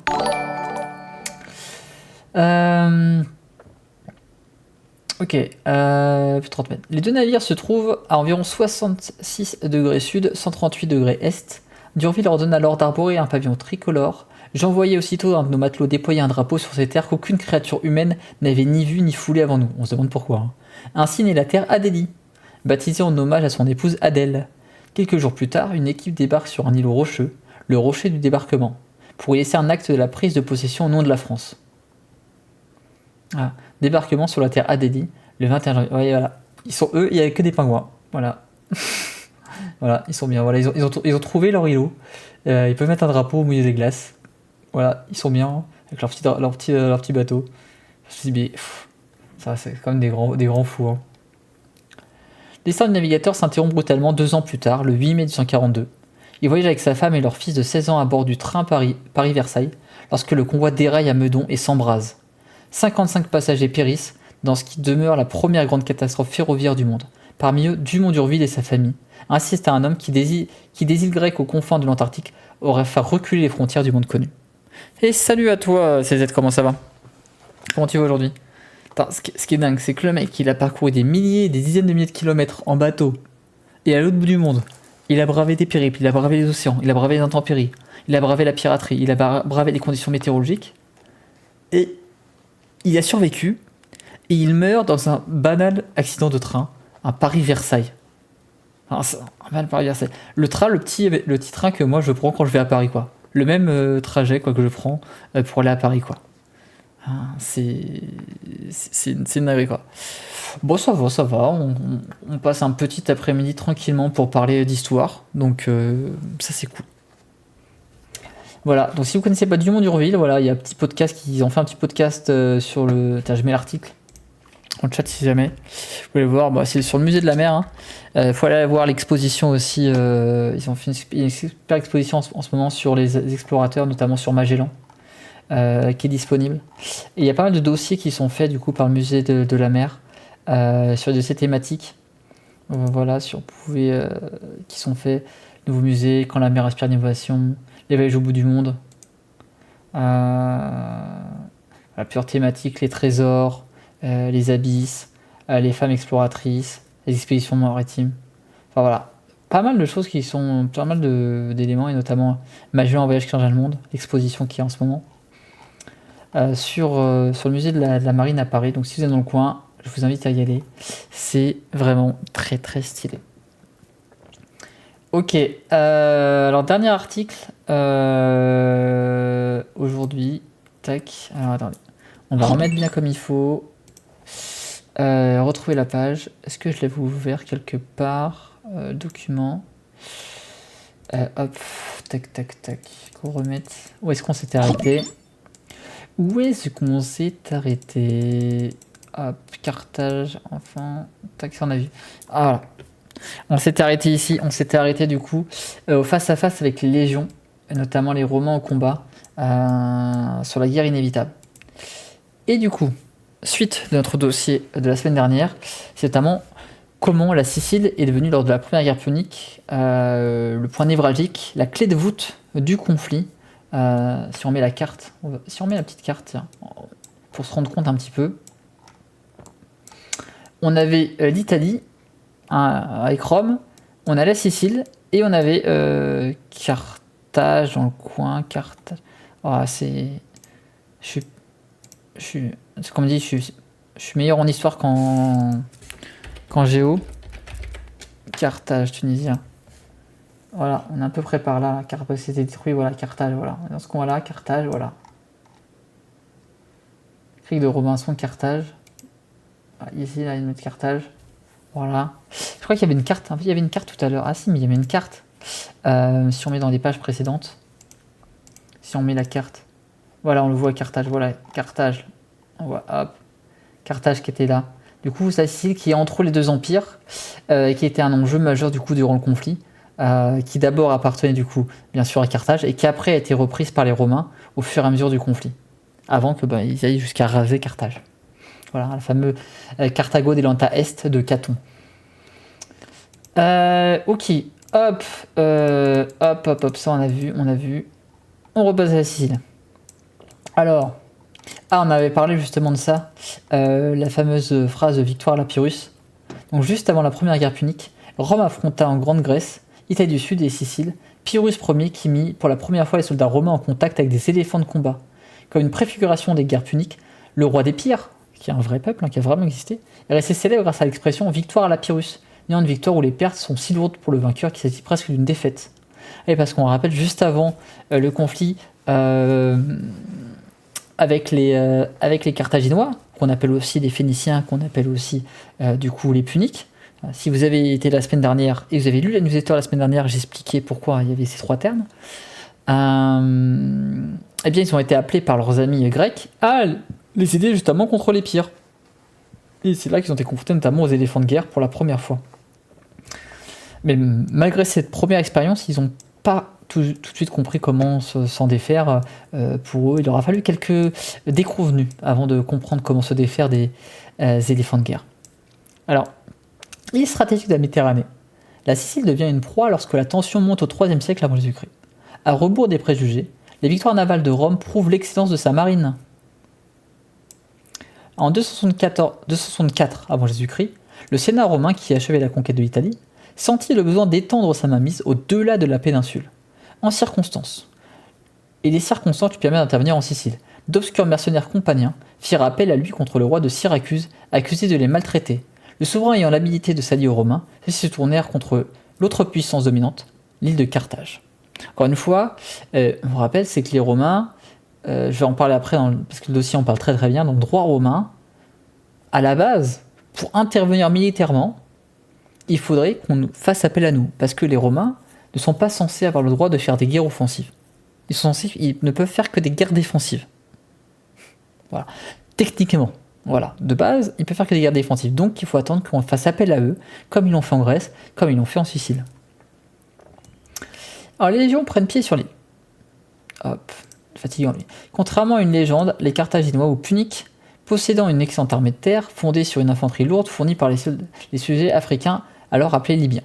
Leur marine, en revanche, brillait davantage pour le commerce que pour la guerre. Parce qu'on rappelle, à la base, les Carthaginois ou les Puniques, c'est des Phéniciens. Ce sont des Phéniciens qui sont venus sur les côtes nord-africaines pour fonder un comptoir commercial, pour faire des échanges commerciaux et pouvoir échanger leurs denrées avec les populations locales et pour aller dans d'autres endroits, quoi. Beaucoup de cette histoire proviennent de l'œuvre historique de l'historien grec Polybe. Effectivement, il y a énormément de choses qui viennent de Polybe. Je ne sais pas si c'était cité en source, mais je sais que Yann Le Bollec en parle dans son livre que j'ai cité en source, la semaine dernière, que je recommande du coup, pour ceux qui veulent en savoir plus sur l'histoire des militaires des guerres puniques. Très bien. Et on a parlé notamment des sources de ça, et que malheureusement, c'est que les Romains, vu qu'ils ont détruit Carthage, ils ont incendié Carthage, ils ont détruit la bibliothèque de Carthage, ils ont détruit toutes les institutions de Carthage. On n'a aucune source carthaginoise. Toutes les sources qu'on a sont des sources romaines, qui sont des sources, soit des sources primaires, donc des Romains qui ont vécu en même temps du coup que les Carthaginois, ou alors des sources secondaires, des gens qui ont récupéré des informations pour eux-mêmes écrire dessus. Ce qui fait que malheureusement, on peut que nuancer les propos et avoir que des avis qui sont avec une crédibilité, une fiabilité plus ou moins élevée en fonction de la crédibilité qu'on accorde à certains auteurs. On sait que certains auteurs, par exemple, fantasmaient un petit peu, d'autres dénigraient un peu les peuples, etc., etc. Et donc c'est un peu problématique. Mais bon, on fait avec ce qu'on a, comme on dit. Hein. Et ça, c'est un peu le problème des Romains, c'est que quand ils conquièrent quelque chose, ils détruisent tout. Donc il nous reste peu de traces derrière. Et certaines tribus, notamment, on a parlé notamment des Celtes par exemple, où les Gaulois avaient une tradition très orale, uniquement orale, donc ils ont laissé aucun écrit. Donc tous les écrits qu'on a viennent des Romains aussi, quoi. Clairement, notamment, il a écrit. Il y a un article, il y a un ouvrage que j'ai recommandé cette semaine. Je vais remettre dedans. C'est lequel ? La guerre juste aux origines de la conception occidentale des Romains. Ouais, ça c'est bien, Jean-François Chemin. Ouais, celui-là, la biographie de Scipion l'Africain, qui est très intéressante, qui explique justement l'ascension de Scipion, un des plus grands généraux romains qui est paradoxalement beaucoup moins connu qu'un César ou qu'un Octave ou qu'un Auguste ou qu'un Trajan ou autre, et qui pourtant est un des plus grands généraux romains qui a permis de j'ai fait une teinte. Voilà, je vois que je fais des fautes des fois. Le S qui est pas au bon endroit, c'est pas grave. Qui est un des plus grands du coup dirigeants généraux romains qui a permis du coup de vaincre Carthage et d'éliminer Carthage, quoi. Grâce à le fait d'avoir su s'adapter du coup aux éléphants de guerre, ce que les autres généraux avant lui, les Romains, n'avaient pas réussi à faire, quoi. Et qui justement a eu son heure de gloire, et qui malheureusement pour lui, comme beaucoup de généraux romains, s'est fait évincer, on va dire, hein, parce qu'on n'aimait pas trop les rois à cette époque-là, quoi. Ah oui, clairement beaucoup moins connu qu'Hannibal Barca, et par exemple on connaît très très bien Hannibal Barca, et on connaît beaucoup moins Hamilcar Barca, qui était son père, et qui pourtant était un incroyable général carthaginois. Hamilcar Barca était un incroyable général Barca, et c'est lui qui a formé et qui a créé Hannibal. Sans Hamilcar, il n'y a pas d'Hannibal. Voilà. Si Hamilcar n'avait pas existé, si Hamilcar n'avait pas fait ce qu'il avait fait, Hannibal n'aurait pas eu la carrière qu'il a eue. Enfin, voilà. Avec des si on peut refaire l'histoire, mais en tout cas voilà, il y a énormément de choses qui sont méconnues, et c'est pour ça qu'on essaie de faire des lives pédagogiques pour essayer de faire comprendre des trucs aux gens sur l'histoire intéressant. Donc ce qu'on disait, c'est qu'à la base les Carthaginois, qui sont à la base des Phéniciens, c'est pour ça qu'on appelle ça aussi bien des Phéniciens que des Carthaginois que des Puniques, parce que les Puniques ça vient juste de tissu qui était teint en pourpre, en rouge, qu'on appelait punici, qui était en fait qui a donné le nom de Punique. Voilà. Et donc c'est les Romains qui ont donné le nom de Punique, mais les Carthaginois ne s'appelaient pas Puniques entre eux. C'est les Romains qui ont donné ce nom aux Carthaginois. Et les Carthaginois parce qu'ils habitaient la ville de Carthage. Ok, donc Carthaginois, Puniques, Phéniciens possédaient du coup une excellente armée de terre fondée sur une infanterie lourde. On a rappelé qu'il y avait une infanterie lourde, donc les Libyens. Il y avait aussi des troupes mercenaires, notamment donc les cavaliers numides, qui étaient des cavaliers extrêmement reconnus pour l'époque, qui étaient considérés comme les meilleurs, quasiment les meilleurs, si ce n'est les meilleurs du coup cavaliers de l'époque. Et du coup avaient une flotte maritime et qui est à la base une flotte commerciale. Donc oui, ils avaient une flotte de guerre, mais qui n'était à la base pas une flotte faite pour le combat, mais plutôt pour le commerce. Notre légende, les Romains possédaient une marine excellente. Donc ça, bon, ils avaient une marine excellente parce qu'ils ont mis un peu de temps à la faire. À la base, ils avaient une marine excellente, mais au fur et à mesure du conflit, ils ont commencé à avoir du coup une marine qui a su se développer. Et surtout, comme on l'avait la dernière fois, leur marine était surtout faite pour le combat terrestre, donc pour l'abordage. Ils avaient une marine d'abordage, pas une marine de combat maritime. Hein, où, contrairement au combat classique où les gens venaient éperonner des navires pour les faire couler, eux leur but c'était d'agripper les navires, d'arriver façon parallèle au navire pour pouvoir lancer des rampes d'abordage, pour pouvoir faire entrer leurs troupes dans le bateau adverse, pour du coup aller au combat au corps à corps, là où ils étaient les meilleurs. Donc fournis par les colonies maritimes et les alliés d'Italie du Sud. De plus, ils possédaient des fantassins très efficaces légionnaires, bien armés et au combat disposés sur une organisation très souple. Voilà. Et du coup, il y avait leurs légions, ils embarquaient les légions sur leurs navires pour aller du coup à l'abordage des navires. La guerre commença par 2 succès de la marine militaire, qui ont été souvent négligés, le transport de 2 légions entre le continent de la Sicile, tout d'abord, puis leur débarquement sur l'île. En 262 avant Jésus-Christ, les légions s'emparèrent de la place forte d'Agrigente, mais le plus large grand succès survient en 260 au large de la Milae, aujourd'hui Milazzo. Le général Dilius affronta les Carthaginois et y avait inventé le corbeau, un pont mobile qui permettait aux Romains de passer sur un navire ennemi pour y mener un combat constitué d'une série de duels sans le dispositif habituel sur terre, impossible à reproduire sur le pont d'un navire. Voilà. Et ça, c'est vraiment ce dispositif corbeau qui a permis aux Romains de gagner les duels maritimes, parce qu'au lieu du coup d'aller éperonner des navires pour les faire couler ou le tirer du coup à l'arc, où les Romains c'est quand même pas leur point fort, on va pas se le cacher, ça a permis de jouer là où les Romains étaient forts au combat au corps à corps. Parce que du coup ils arrivent, je sais pas si on peut trouver une image. Corbeau, si je fais corbeau, Romain, navire. Je sais pas si on va trouver un truc. Système d'abordage. Tiens, on va voir un truc. Voilà. Ça c'est bien, ça c'est intéressant. Mais après, ils n'ont pas de parallèle. Parce que ça image bien, mais ça illustre pas bien, mais c'est exactement ça, quoi. C'est qu'ils ont un point amovible, ils arrivaient à des points amovibles qui leur permettaient aux troupes de passer, quoi. Et voilà, comme on dit, c'est dans son histoire, Polybe qui raconte ça, justement. Mais est-ce qu'on n'a pas une image, on peut pas avoir une image plus sympa? Trouver une image, corbeau romain, ouais. On les voit là, le corbeau romain Provence. Voilà, là on la voit bien là, par exemple là. Voilà, et ça montre, c'est une belle image ça. Ah super, le site est pas sécure. Dommage, mais en tout cas on la voit bien l'image là, sur là. Il n'y a pas une autre image qui montre ça bien. Mais en tout cas là on se fait une belle image, on voit bien que du coup on arrive avec deux soldats de front et on peut du coup jouer là où ils sont forts les Romains, du coup arriver en légion quoi. Et se protéger avec les boucliers. Et ça, c'est ça qui a permis aux Romains de gagner les batailles militaires à leur époque, quoi. Alors que à la base, sur bateau, ils n'étaient pas vraiment très très forts, c'était pas leur but. Et qu'on voit là, la marine romaine à la base, les gens c'était pour s'éperonner. Et eux, ils voulaient pas éperonner les navires, ils voulaient juste arriver au corps à corps pour capturer les navires. Et comme ça, c'est beaucoup plus rentable parce qu'on récupère les navires, on récupère les ressources du navire, etc., etc., quoi. Ok. C'est intéressant. Ce duel sans dispositif sur terre. Dilius remporta une victoire si nette qu'il put ériger dans Rome une colonne où furent fixés des éperons ou rostres du navire punique. Il eut droit aussi à des porteurs de flambeaux et des joueurs de flûte quand il se déplaçait la nuit dans la ville, aux frais de l'État dire ses amis, et à ses frais dire ses ennemis. Effectivement, du point de vue, les gens disent pas la même chose.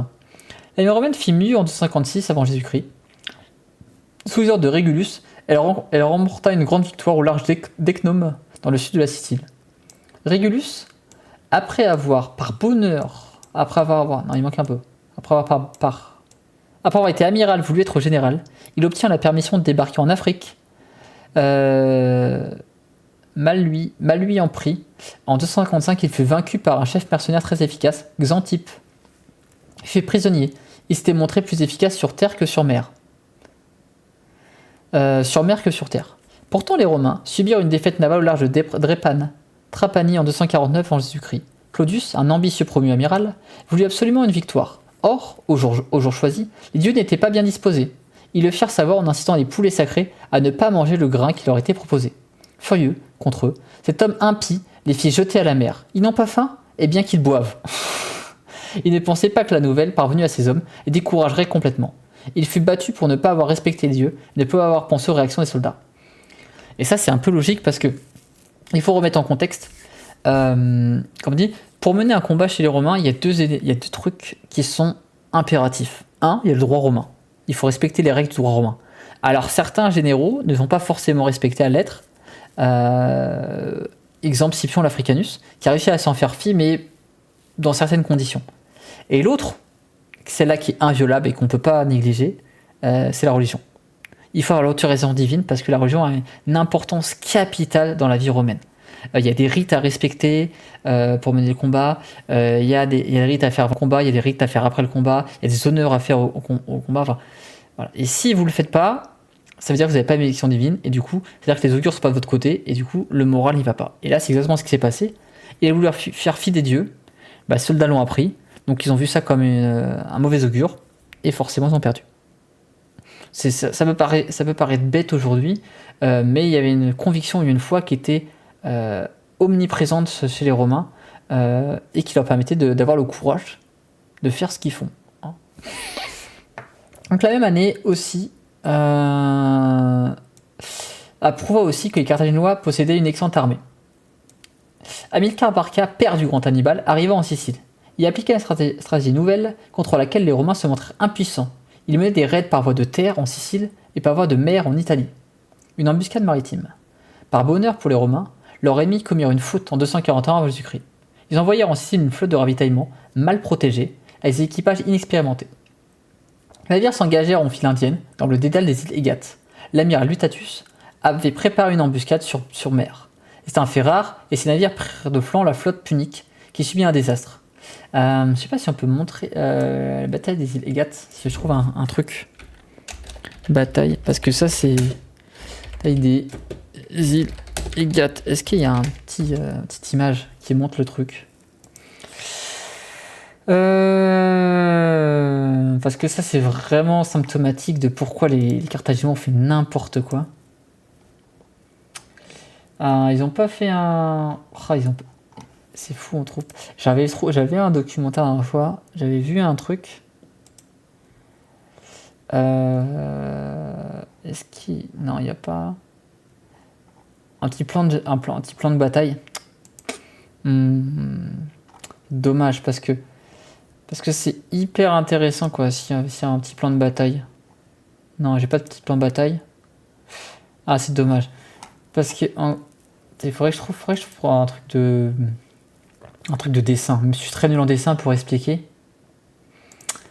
Mais en gros, ce qui s'est passé, c'est que du coup, on a... si je remets avec les îles Égates là, peut-être qu'avec le défilé, ouais, ils sont passés dans les îles, mais ils sont arrivés en file indienne comme ça, et du coup ils attendaient, et du coup ils ont pris de flanc en fait, les navires. Et on rappelle, sur les navires romains, il y a les fameux corbeaux, donc ils ont pu les éperonner, les aborder, chacun à leur tour, de façon ultra simple. Voilà. Et il n'y avait pas grand chose à faire, hein. C'est juste, ils sont arrivés, ils sont pas du tout protégés, ils ont permis aux Romains d'appliquer leur stratégie, quoi. Et c'est RIP, hein.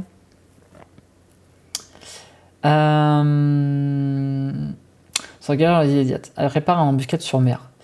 Les navires prirent de flanc la flotte punique qui subit un désastre. L'archéologie sous-marine a permis de retrouver 2 navires et plus de 20 éperons.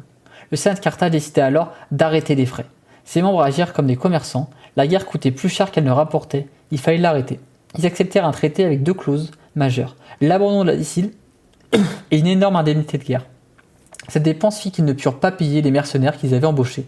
Leur mécontentement entraîna une révolte, évoquée par Gustave Flaubert dans son roman Salammbô. Du coup, là, je crois qu'on a tout à l'heure, ils avaient montré, voilà. On a une des images là, de Salammbô, qu'on avait vu là, l'histoire de Salammbô ici. Totalement, les mercenaires qui se révoltent parce qu'ils n'ont pas été payés, parce que malheureusement, la différence entre Carthage aussi et Rome, c'est que Rome avait une armée de citoyens, donc ils se battaient pour la patrie, alors que Carthage avait une armée principalement de mercenaires. Parce qu'en fait, c'était des commerçants et pas des guerriers. Et ils n'avaient pas la démographie suffisante, comme Rome pouvait l'avoir, pour entretenir une armée. Du coup, ça leur coûtait très très cher. Ils ont embauché. Leur mécontentement entraîna la révolte. Les Romains profitèrent de la situation sans vergogne, qui s'emparèrent de la Sardaigne et de la Corse, îles jadis puniques. Ils avaient bel et bien pris pied hors d'Italie. Cette guerre punique, ce qui est intéressant, c'est que la première, on rappelle, c'est pour ceux que, la semaine dernière on en a parlé, c'est que Rome a mis énormément de temps du coup à prendre pied du coup en dehors du territoire de Rome pour s'intégrer en tout cas et dominer notamment les Sabins et autres populations qu'il y avait en Italie pour prendre le contrôle. Et que cette guerre punique a marqué un tournant où ils ont réussi à s'établir en dehors de l'Italie, notamment en Sicile, puis en Sardaigne, puis en Corse. Et ça, grâce à volontairement du coup aux Carthaginois, quoi. Et leur faire doter d'une flotte maritime pour assouvir leurs ambitions hégémoniques. Ok. Alors, deuxième article intéressant, là qui était très bien construit du coup, sur les règles de la guerre chez les Romains. Parce qu'il faut savoir que les Romains ont des règles très précises pour mener un conflit. Alors là, du coup, on a avant ça portrait d'un augure. Cet hôtel retrouvé à Rome a été dédié par des magistrats de quartier, Vico Magistri, aux divinités protégeant l'empereur Auguste. Celui-ci tient au centre, dans une tenue sacerdotale, et tenant à la main Litus, la baguette des augures. À ses pieds, un poulet mange le grain jeté pour le rituel de divination. Vers 2 avant Jésus-Christ, galerie des offices à Florence. À Augustus, ouais, on voit Augusto. Ok. Voilà, donc là, encore une fois, la religion extrêmement présente, du coup, on se tire les augures pour savoir s'ils sont favorables à nos projets.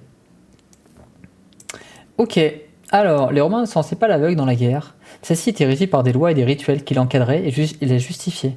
Quitte à s'arranger un peu avec le ciel, voilà, comme on dit. Des fois, on peut faire un petit peu... On peut s'arranger un petit peu avec les dieux, mais bon, hein, il faut quand même respecter les règles.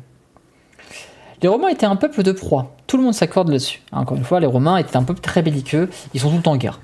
Quasiment tout le temps en guerre, c'est très rare qu'ils ne le sont pas. Pourtant, ce propos doit être nuancé. Très attachés au droit, ils ont formulé des règles destinées à définir ce qui était interdit dans la guerre. Ils ont élaboré ce que le juriste actuel désigne par 2 expressions latines, le ius ad bellum et le ius in bello. Donc le ius ad bellum définit les règles à respecter pour engager une guerre. Un ensemble de contraintes avait été élaboré par un collège de prêtres, les facetiaux, les fessiaux, d'où le nom de ius fecial. C'est Cicéron qui nous les fait connaître dans 2 de ses traités, De Officis et De Republica. De Republica est très très bien pour avoir cet aspect-là, pour avoir les règles de la République et du droit romain. Le fait que des prêtres aient rédigé ces lois implique un fort élément religieux dans leur contenu, car c'était les dieux qui décidaient de l'issue de la guerre. Encore une fois, l'aspect religieux avait un aspect extrêmement important, et du coup, ils avaient des postes très élevés du coup, dans la hiérarchie romaine. Et on ne pouvait pas... on pouvait acheter la faveur divine, mais on ne pouvait pas faire fi de la faveur divine. Voilà. L'état d'ingérence du divin dans le militaire était par ailleurs très banal.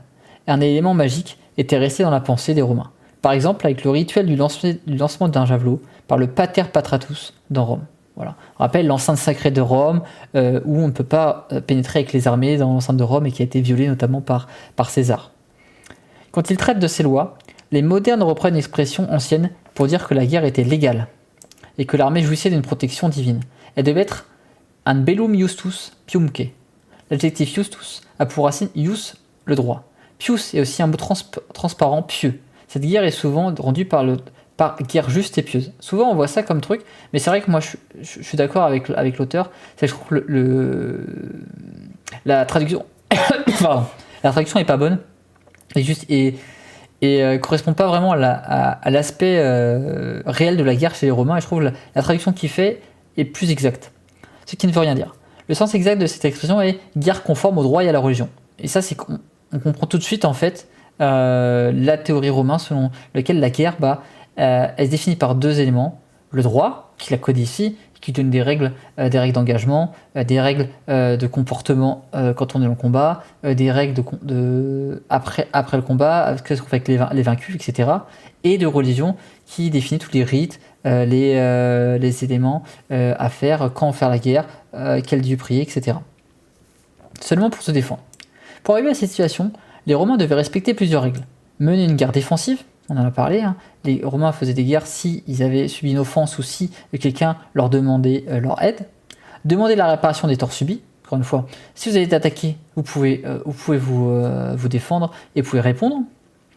En cas de refus, formuler une déclaration claire. Enfin, il fallait célébrer différents rites. Dans ces conditions, les guerres menées par Rome ont souvent été défensives. L'historien Paul Veyne a comptabilisé des conflits engagés par les ennemis et gagnés par les Romains. Bien entendu, il ne faut pas être naïf. Le Sénat approuve toujours des arrangements avec le ciel. Et effectivement, si on trouve des raisons lucratives à faire un conflit, on va faire la guerre.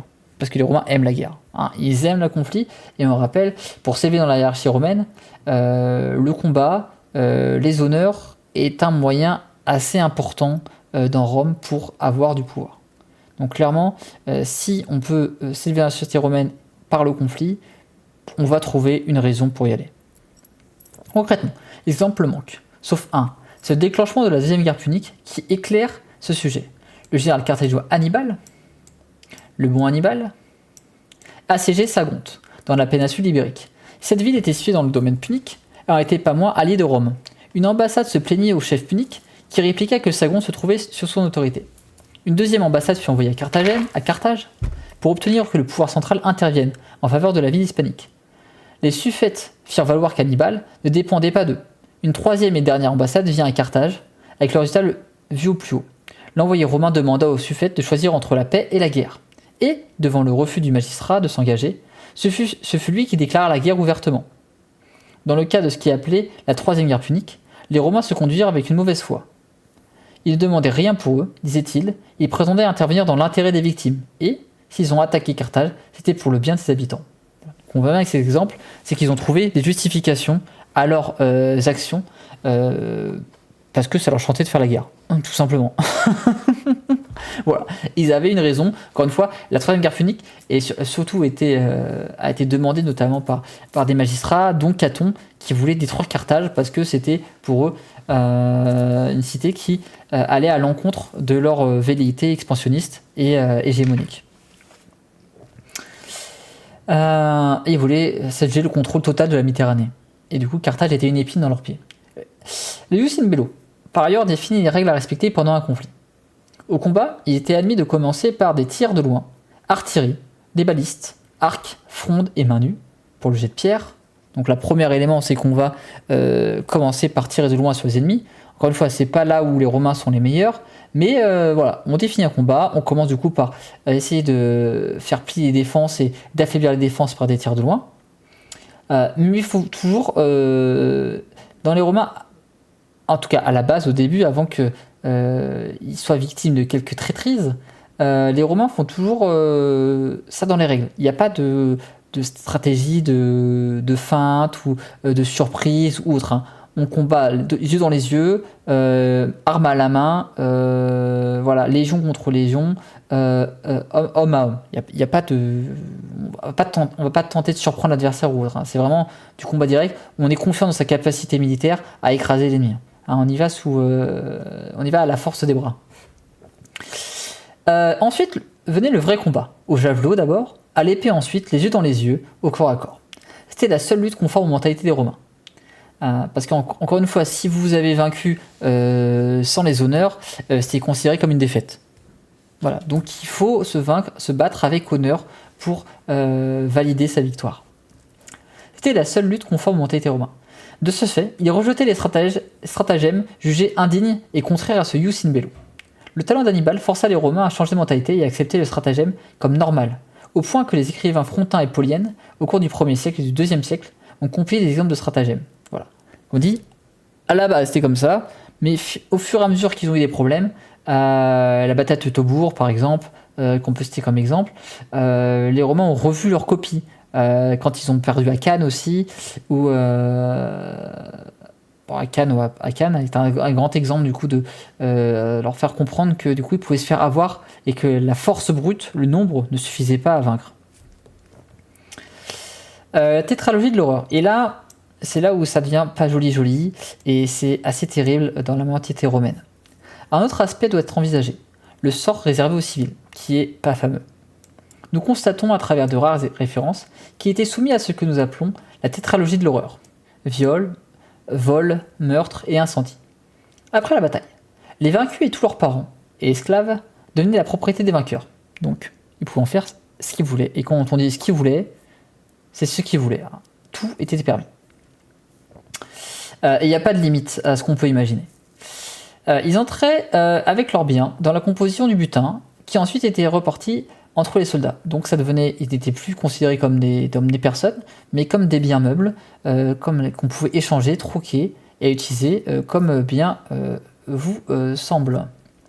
Les innocents étaient ainsi tués par des soudards, bon, pas forcément que des soudards, mais en tout cas, on pouvait tuer un petit peu, si ça nous chantait, on pouvait découper à tout va, qui se défoulaient ainsi de la peur qu'ils avaient ressentie.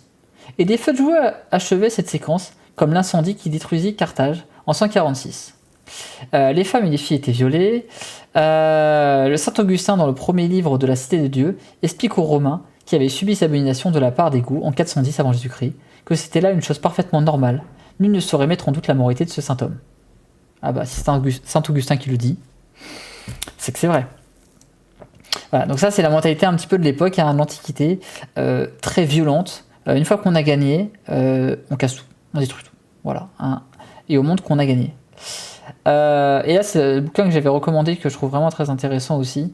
Pour aller plus loin, ça guerre juste aux origines de la conception occidentale, le Bellum Iustum de J.F. Chemin aux éditions Décime.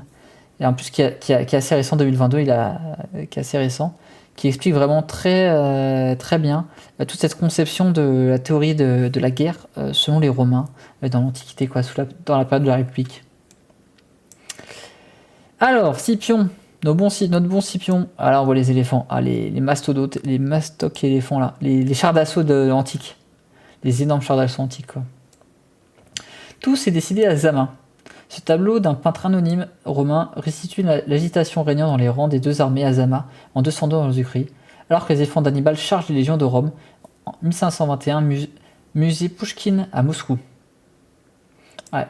Bon, le tableau il résume bien, mais il n'est pas très représentatif de la réalité de la bataille de Zama. Parce que justement, à Zama, contrairement à Cannes ou à d'autres batailles, les Romains ont beaucoup appris à des Carthaginois. Ils savent se battre. Scipion Africanus a bien étudié, et c'est le premier qui va s'adapter notamment aux éléphants pour éliminer la menace. Par exemple, quand les Carthaginois vont envoyer leurs éléphants au combat, la première fois les Romains avaient affronté les éléphants, les légions sont restées frontales en fait, elles sont restées en formation pour on va dire absorber le choc des éléphants. Bon, on va dire que ça s'est pas très bien passé pour eux, ils se sont fait piétiner, ils se sont fait écraser. Et ça a complètement détruit les légions, et ça a créé la peur partout. Là, cette fois-ci, ils avaient bien compris, donc quand les éléphants sont arrivés, les légions se sont ouvertes, ils ont laissé passer, et après ils ont enfermé les éléphants, et ils ont encerclé pour, malheureusement, les tuer. Et du coup, ça s'est beaucoup mieux passé pour eux, parce que du coup, ça a annihilé totalement l'effet des éléphants. Donc là, c'est pas très très représentatif, mais on va dire que c'est une peinture qui reste stylisée. Alors, est-ce qu'il y a d'autres éléments? Non, il n'y avait rien d'autre là-dessus. Ok. Stupeur à Rome. Après avoir franchi les Alpes, en plein hiver, les soldats d'Hannibal arrivent en Italie. Défaits sur leur propre sol, les Romains peinent à repliquer, jusqu'à ce que Scipion, un jeune officier prometteur, reprenne les choses en main. Et là, Scipion, il va tout changer. Alors lui, il avait tout compris. Alors qu'Hannibal, il avait complètement effrayé Rome, il était à 2 doigts de prendre Rome. Alors, s'il avait eu des renforts, s'il avait eu des armes de siège, il aurait pris Rome. Malheureusement, ses troupes étaient fatiguées, il n'avait pas d'armes de siège, donc il n'a pas pu prendre Rome. Il voulait surtout les affamer, en coupant toutes les cercles d'approvisionnement de Rome. Malheureusement pour lui, ça n'a pas suffi, et heureusement pour Rome. Sinon, l'histoire aurait été bien différente. Hein. Je pense qu'il n'y aurait pas eu d'empire romain. On n'aurait pas tous été colonisés du coup par Rome. On aurait pu tous été peut-être sous dominance du coup punique aujourd'hui. Ça aurait pu être totalement différent. La deuxième guerre punique a sans doute, sans aucun doute possible, été voulue par Hannibal. Ah bah clairement. Et toutefois, il voulait se venger. Il voulait venger de Rome. Clairement, il a été entraîné dans la haine Rome par son père. Donc clairement, il voulait se venger. Les Romains n'a pas été désolés de cette initiative, comme en témoigne un échange rapporté par Tite-Live entre un ambassadeur de Rome et un suffète carthaginois. Le Romain, dans les plis de ma toge, j'apporte la paix et la guerre. Choisis le punique. Choisis le punique. Choisis toi-même, le Romain. Alors ce sera la guerre. Oui, les Romains aiment bien la guerre, donc clairement. Hannibal comptait sur le sud de l'Espagne, actuelle Andalousie, pour lui fournir des hommes, du blé et de l'or. Il partit de Carthagène avec 102 000 soldats pour une guerre éclair. Au fil de sa route, il dissémina des garnisons pour assurer la sécurité des communications. Il traversa l'Espagne, la Gaule et les Alpes, qu'on pensait impossible. On pensait à travers ces Alpes impossible, mais il l'a fait. Comme quoi. Par un col impossible à identifier. Quand il arriva en Italie, il ne lui restait que 26 000 hommes. On a quelques hypothèses quand même sur le col. On a quelques hypothèses quand même qui sont assez crédibles sur le col aujourd'hui, qui a été pris par Hannibal. Parce que on a retrouvé des restes d'équipement. Des restes d'équipement. Donc on suppose, on va dire aujourd'hui, que cet endroit ont été élaborés ont été franchis par Hannibal. Voilà. Donc il ne lui restait que 26 000 hommes, une armée formée de Puniques et de Numides, de mercenaires. En face, les légionnaires étaient innombrables. Le census, comptage et classement des hommes et des élections. L'armée et l'impôt indiquent en 234 avant Jésus-Christ, 270 000 hommes étaient mobilisables, soit 10 Romains pour un Punique. Donc là, on voit que le combat est un peu défavorable à 1 pour 10. Les comptes sont pas bons. Alors on peut être le meilleur général, ça devient compliqué de se battre à ce moment-là. La démographie, négligée par les historiens, explique en partie la force de Rome. Oui, on va dire la démographie n'était pas au beau fixe pour les Carthaginois. Hannibal effraie l'Italie. L'homme Hannibal est mal connu car il a suscité des haines chez les Romains et chez les Grecs. Admirateur de ceux qu'ils avaient conquis, il possédait une grande intelligence au service de laquelle il avait mis une vaste culture hellénique. Encore une fois, il avait lu les manuels d'histoire, il avait lu les manuels, comme on dit, de guerre de son époque, et c'était en tout cas, si ce n'est un génie, en tout cas un excellent stratège militaire. Courageux comme il convient à un général et animé par un vrai patriotisme, il vivait pour Carthage. Il brillait pour son inventivité tactique, il trouvait en permanence des stratagèmes et en tirait une forte supériorité sur les Romains, car ces derniers considéraient ces pratiques comme contraires à leur éthique. Encore une fois, les Romains avaient un certain honneur, alors que Hannibal était connu pour ses stratagèmes, la surprise, et utilisait le relief à son avantage, etc. Alors que les Romains étaient là pour faire du rentre-dedans et du combat frontal. Après 2 victoires à Tessin et à Trébie en décembre 218 avant Jésus-Christ, il organisa une grande embuscade contre le général romain Flaminius en 217. Ces hommes étaient répartis sur des collines qui dominent par un étroit passage. C'est le lac de Trasimène. Un étroit passage est-ouest délimité au sud par le lac de Trasimène. Napoléon, disait qu'un bon général doit avoir de la chance. Hannibal en eut. Un brouillard épais cachait ses soldats, l'armée romaine fut détruite. Donc de 1, il a bénéficié de l'avantage de terrain, parce encore une fois, il avait le point le plus élevé, et avec le brouillard, les Romains n'ont pas vu les Carthaginois fondre sur eux. Donc ils s'en sont fait prendre en étau, et ils se sont fait détruire. La bataille de Cannes en 216, avant Jésus-Christ, constitue un modèle encore étudié à l'école, à l'Académie américaine de West Point et à l'école militaire de Paris. Au début de cette bataille, dans une plaine de l'actuelle région des Pouilles, Hannibal fit avancer son centre. Là, on va trouver, parce que bataille de Cannes elle est tellement connue que de Cannes. Là, on va voir un résumé. Ils ont pas mis un autre. Ils l'ont là. Voilà, on l'a là. Voilà. Et là, on a l'exemple de la bataille. Alors, si on peut zoomer un petit peu. Voilà. Et là, on a l'exemple, très bien. On a notamment les cavaleries romaines qui sont sur les côtés, cavalerie alliée. On a des lignes romaines. Et ce qui s'est passé, c'est que du coup, les Romains ont avancé. Donc, ils étaient un peu l'infanterie du coup. Carthaginois était en quinconce. Et au fur et à mesure de l'avancée en fait des Romains, les premières lignes ont reculé. Du coup, les Romains s'engouffraient dedans en disant attends, ils sont en train de reculer, donc ça veut dire qu'on a gagné. Sauf que nenni, les Romains sont avancés et au final, ils se sont fait du coup encercler. Et surtout que les troupes auxiliaires, une cavalerie du coup, numides et ibériques avaient gagné contre les cavaleries romaines, parce que les Romaines étaient pas oufissimes. Ils se sont fait prendre en étau derrière par la cavalerie. Voilà, donc ils se sont fait encercler et du coup, ça fait que les Romains sont fait déchirer. Voilà. On peut dire autre chose. Hannibal s'y avançait en son centre, croyant qu'il avait commis une faute. Les légionnaires se précipitèrent sur ce qu'il considérait comme un ventre mou.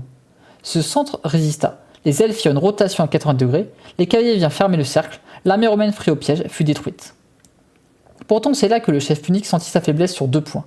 D'une part, son renseignement lui avait donné des informations fausses, il ne tira presque aucun appui ni des Gaulois ni des Italiens. Les premiers se détestaient les uns les autres, s'anniaient, les autres par prudence et par sympathie pour leurs des cousins, ne bougèrent pas non plus. D'autre part, ils n'avaient pas les moyens humains et matériels pour prendre des villes, surtout par Rome. La polyoercitique exigeait des compétences comme la construction de machines et des hommes spécialement formés. Mais il n'avait pas de machines de guerre. Donc forcément, ça marche moins bien. Ainsi, comme Maharbal, l'un de ses commandants lui adressa un reproche, « Tu sais vaincre Hannibal, mais tu ne sais pas tirer profit de ta victoire », il savait que ce reproche n'était pas fondé. Oui, parce que malheureusement, il n'a pas les moyens. Donc si vous n'avez pas d'armes de siège, vous n'avez pas de trébuchet, vous n'avez pas de bélier, c'est compliqué de prendre une ville. Hein, c'est pas avec vos cavaliers et avec votre infanterie que vous allez prendre une ville. Hein. C'est compliqué. Hannibal manifesta sa compréhension des soldats pour une mesure qui lui avait été reprochée. Il leur fit passer l'hiver dans les fameuses délices de Capoue. Les soldats buvaient du vin, dormaient avec des femmes sur des matelas de plumes. En réalité, nous pensons qu'il avait compris que ces hommes avaient besoin de décompresser pour éviter un mal identifié, récemment, le stress post-traumatique. C'est pas faux, hein, parce que bon, en fait, ils sont dans des climats d'ultra-violence. La guerre, ça crée des dégâts. Ça crée des dégâts psychiques qu'on identifie aujourd'hui. Et avec un grand sens politique, il créa un état unique dans le sud de l'Italie. On dit qu'il a une grande intelligence pour essayer de bonifier ce qu'il avait, Hannibal, avec les moyens qu'il avait. Il aurait pu faire autrement, mais faire mieux, ça aurait été compliqué. Alors, un érudit Magnon. Ça c'est quoi membre d'une famille patricienne hellénisée qui fournit à Rome plusieurs grands généraux, Scipion l'Africain était célèbre pour sa culture autant que pour sa science du combat. De bronze du 1er siècle, musée archéologique national de Naples. Il est beau ce bronze. Hein, très beau bronze. Et on a quoi? Pièce d'or carthaginoise ornée d'un éléphant d'Hannibal, texte national de France. Belle pièce, hein. Belle pièce. Alors on nous parle des stars, les éléphants, les chars de combat. Les éléphants stars du combat. Plusieurs armées de l'Antiquité ont utilisé des éléphants au combat. Tactique avait été importée d'Inde par Alexandre le Grand. Les Romains qui le savaient appelaient indiens les cornacs, les animaux nés en Asie, différaient de ceux d'Afrique. Ils étaient plus petits et pourvus d'oreilles moins grandes. Les rois de Macédoine et de Syrie, les Puniques, et même les Romains ceux-ci répondre à leurs ennemis, qu'ils ont utilisé dans la tactique offensive à la manière de chars d'assaut. Leur charge faisait éclater les lignes de fantassins, en même temps quand il y a un éléphant qui te charge. Ça fait pas que du bien. Quand les Romains les ont vus pour la première fois dans la guerre contre Pyrrhus, en 280-275, ils ont appelé avec leur humour paysan bœuf de Lucanie. Ils ont vite compris que ce char d'assaut avait une sensibilité. En blessant un petit, ils firent reculer la mère, qui entraînait toute la meute après elle. Peu après au siège de Palerme, ils avaient entrepris de tuer tous les cornacs. Hannibal perdit tous ses éléphants sauf un, il devient ainsi le chef borgne monté sur l'éléphant, Ghétoul, chanté par José Maria Heredia dans son poème Après Cannes. Ah oui, malheureusement, la traversée des Alpes a coûté cher en hommes et en animaux du coup à Hannibal. En même temps qu'il allait traverser les Alpes. Hein. Il fallait être fou, mais apparemment, Hannibal était assez fou pour le faire. Les Romains changèrent leurs habitudes. Sous l'influence de Fabius, le temporisateur, ils renoncèrent aux batailles rangées et se convertirent non sans peine à la guérilla et au grignotage. Ils possédaient de nombreux soldats et plusieurs excellents généraux, comme Marcellus, jugé le meilleur par Hannibal, et hélas mort trop vite. Ils purent donc ouvrir plusieurs fronts en même temps. Ils attaquèrent en Italie, en Sicile, en Sardaigne, contre Philippe de Macédoine, allié d'Hannibal, et en Espagne. Marcellus prit Syracuse, malgré la présence dans la cité d'un inventeur de génie, Archimède, le fameux Archimède, qu'on vous connaissez pour la fameuse poussée d'Archimède. Et c'est là qu'intervient Scipion, jeune officier qui avait participé à la bataille de Cannes et avait réussi à s'en sortir. Eh bien, donc le mec avait réussi à s'en sortir, il avait compris que les Carthaginois avaient des tactiques assez intéressantes et qu'il fallait trouver une solution. Voilà, donc lui il avait vécu le truc, donc il savait comment faire. Arrivé à Rome, il se fit connaître comme personnage politique. Au Sénat, il menaça ses collègues qui proposaient d'abandonner Rome. Oui, parce que certains, quand ils ont vu Scipion, Hannibal avoir victoire sur victoire, certains voulaient lâcher Rome et abandonner Rome à Hannibal.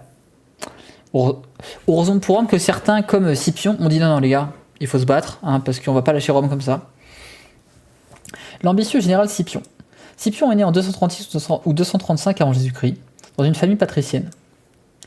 Il plaisait à tous par ses qualités, humain, généreux, courageux et cultivé, et était aussi ambitieux.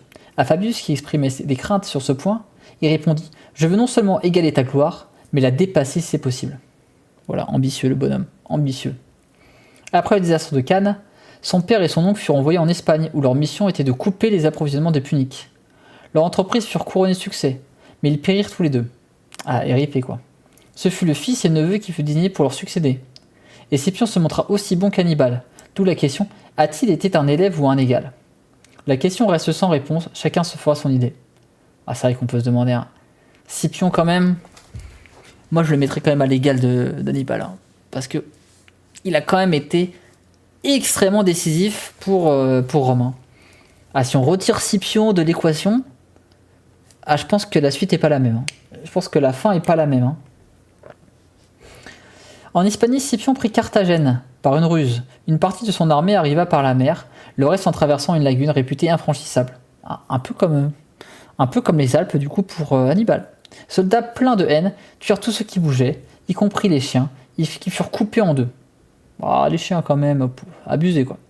Ensuite ils pillèrent. Bon ça ils aimaient, les Romains on connaît, hein. C'est un classique. Hein. Puis en 209 avant Jésus-Christ, le général romain se dirigea vers Baecula, proche de l'actuelle Baïline, où en 1808 le général napoléonien Dupont de l'Étang dut capituler. Les forces puniques étaient installées sur un plateau. Les Romains partirent à l'assaut, leurs adversaires quittèrent le champ de bataille. L'ennemi avait perdu le terrain et sauvé son armée. C'était une demi-victoire. Alors on voit que Scipion il commence déjà à faire fi un peu des règles romaines du combat. Hein. Voilà. Alors, il s'est un peu pour gagner des victoires. Il a compris que du coup, si vous voulez battre Hannibal, il fallait jouer avec les mêmes armes que lui. Sinon, ça devait être compliqué. En 206 avant Jésus-Christ, une nouvelle rencontre eut lieu à Ilipa. Elle commença par un engagement des cavaleries. Puis les Romains, toutes forces mêlées, partirent à l'assaut des Puniques, qui furent vaincus. Plus que cette réussite, ce fut un succès diplomatique qui marqua cette année. Scipion réussit à s'entendre avec Massinissa, un Numide, qui voulait prendre le pouvoir dans son pays. On rappelle les Numides, ils sont mercenaires des Carthaginois. Donc, si on les paye plus cher, ils pourraient changer d'allégeon. Voilà. Hein, et donc, si Scipion arrive à s'entretenir, à négocier un peu avec les Numides, il pourrait remplacer la cavalerie romaine qui était pas ouf par une cavalerie de qualité. Et ça, c'est pas négligeable.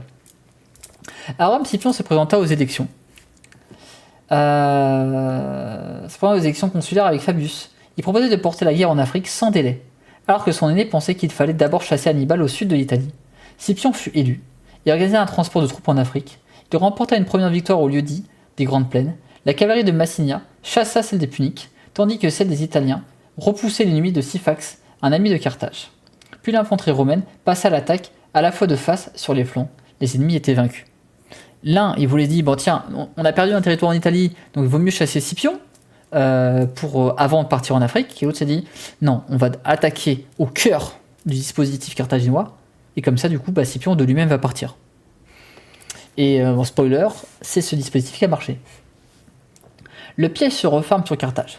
Finalement, Hannibal rentra en Afrique à Zama et rencontra Scipion en personne d'abord. Deux des plus grands capitaines de leur temps ne pouvaient pas s'ignorer. Mais l'entretien ne donna rien, sinon le plaisir de se voir. Voilà. Et merci Nathan pour le follow. Merci à toi. Tu passes du Romain Moussaillon, toi, t'as la carte à booster le monteur le cap sur le flow de la connaissance. N'hésite pas à te présenter si tu le souhaites, évidemment. Ok.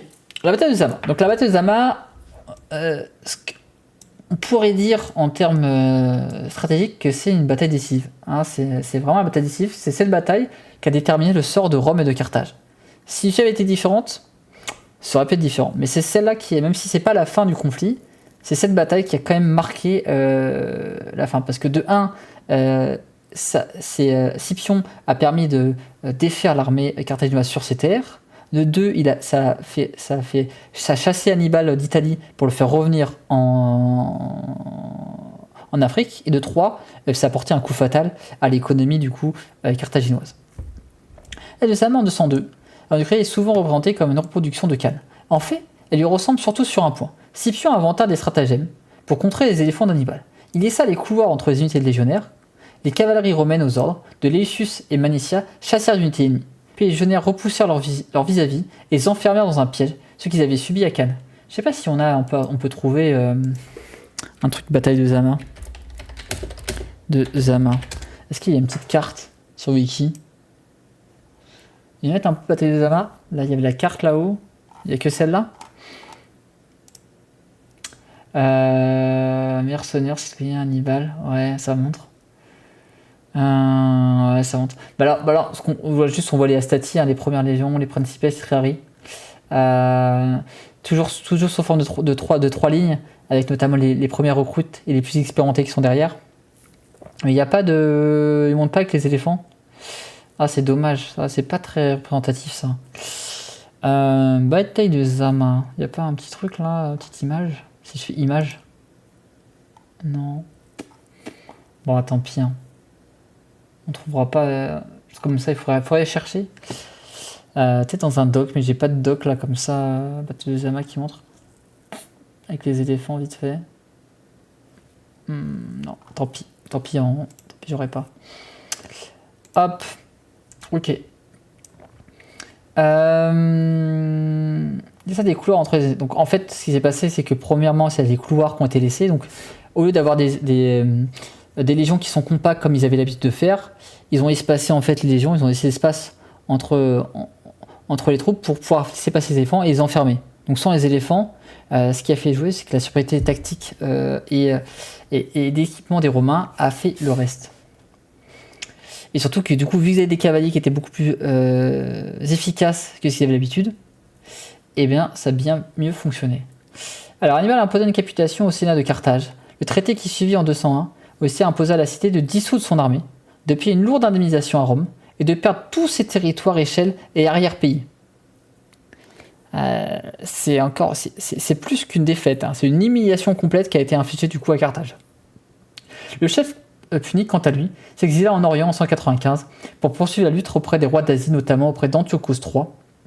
Sur un séleucide défait par le frère de Scipion à la bataille de Magnésie en 189 avant Jésus-Christ. Poursuivi par les Romains, Hannibal préfère en 183 ou 181 le suicide à l'exécution. Ouais. C'est quand même assez triste. Le pauvre Hannibal s'est fait... voilà.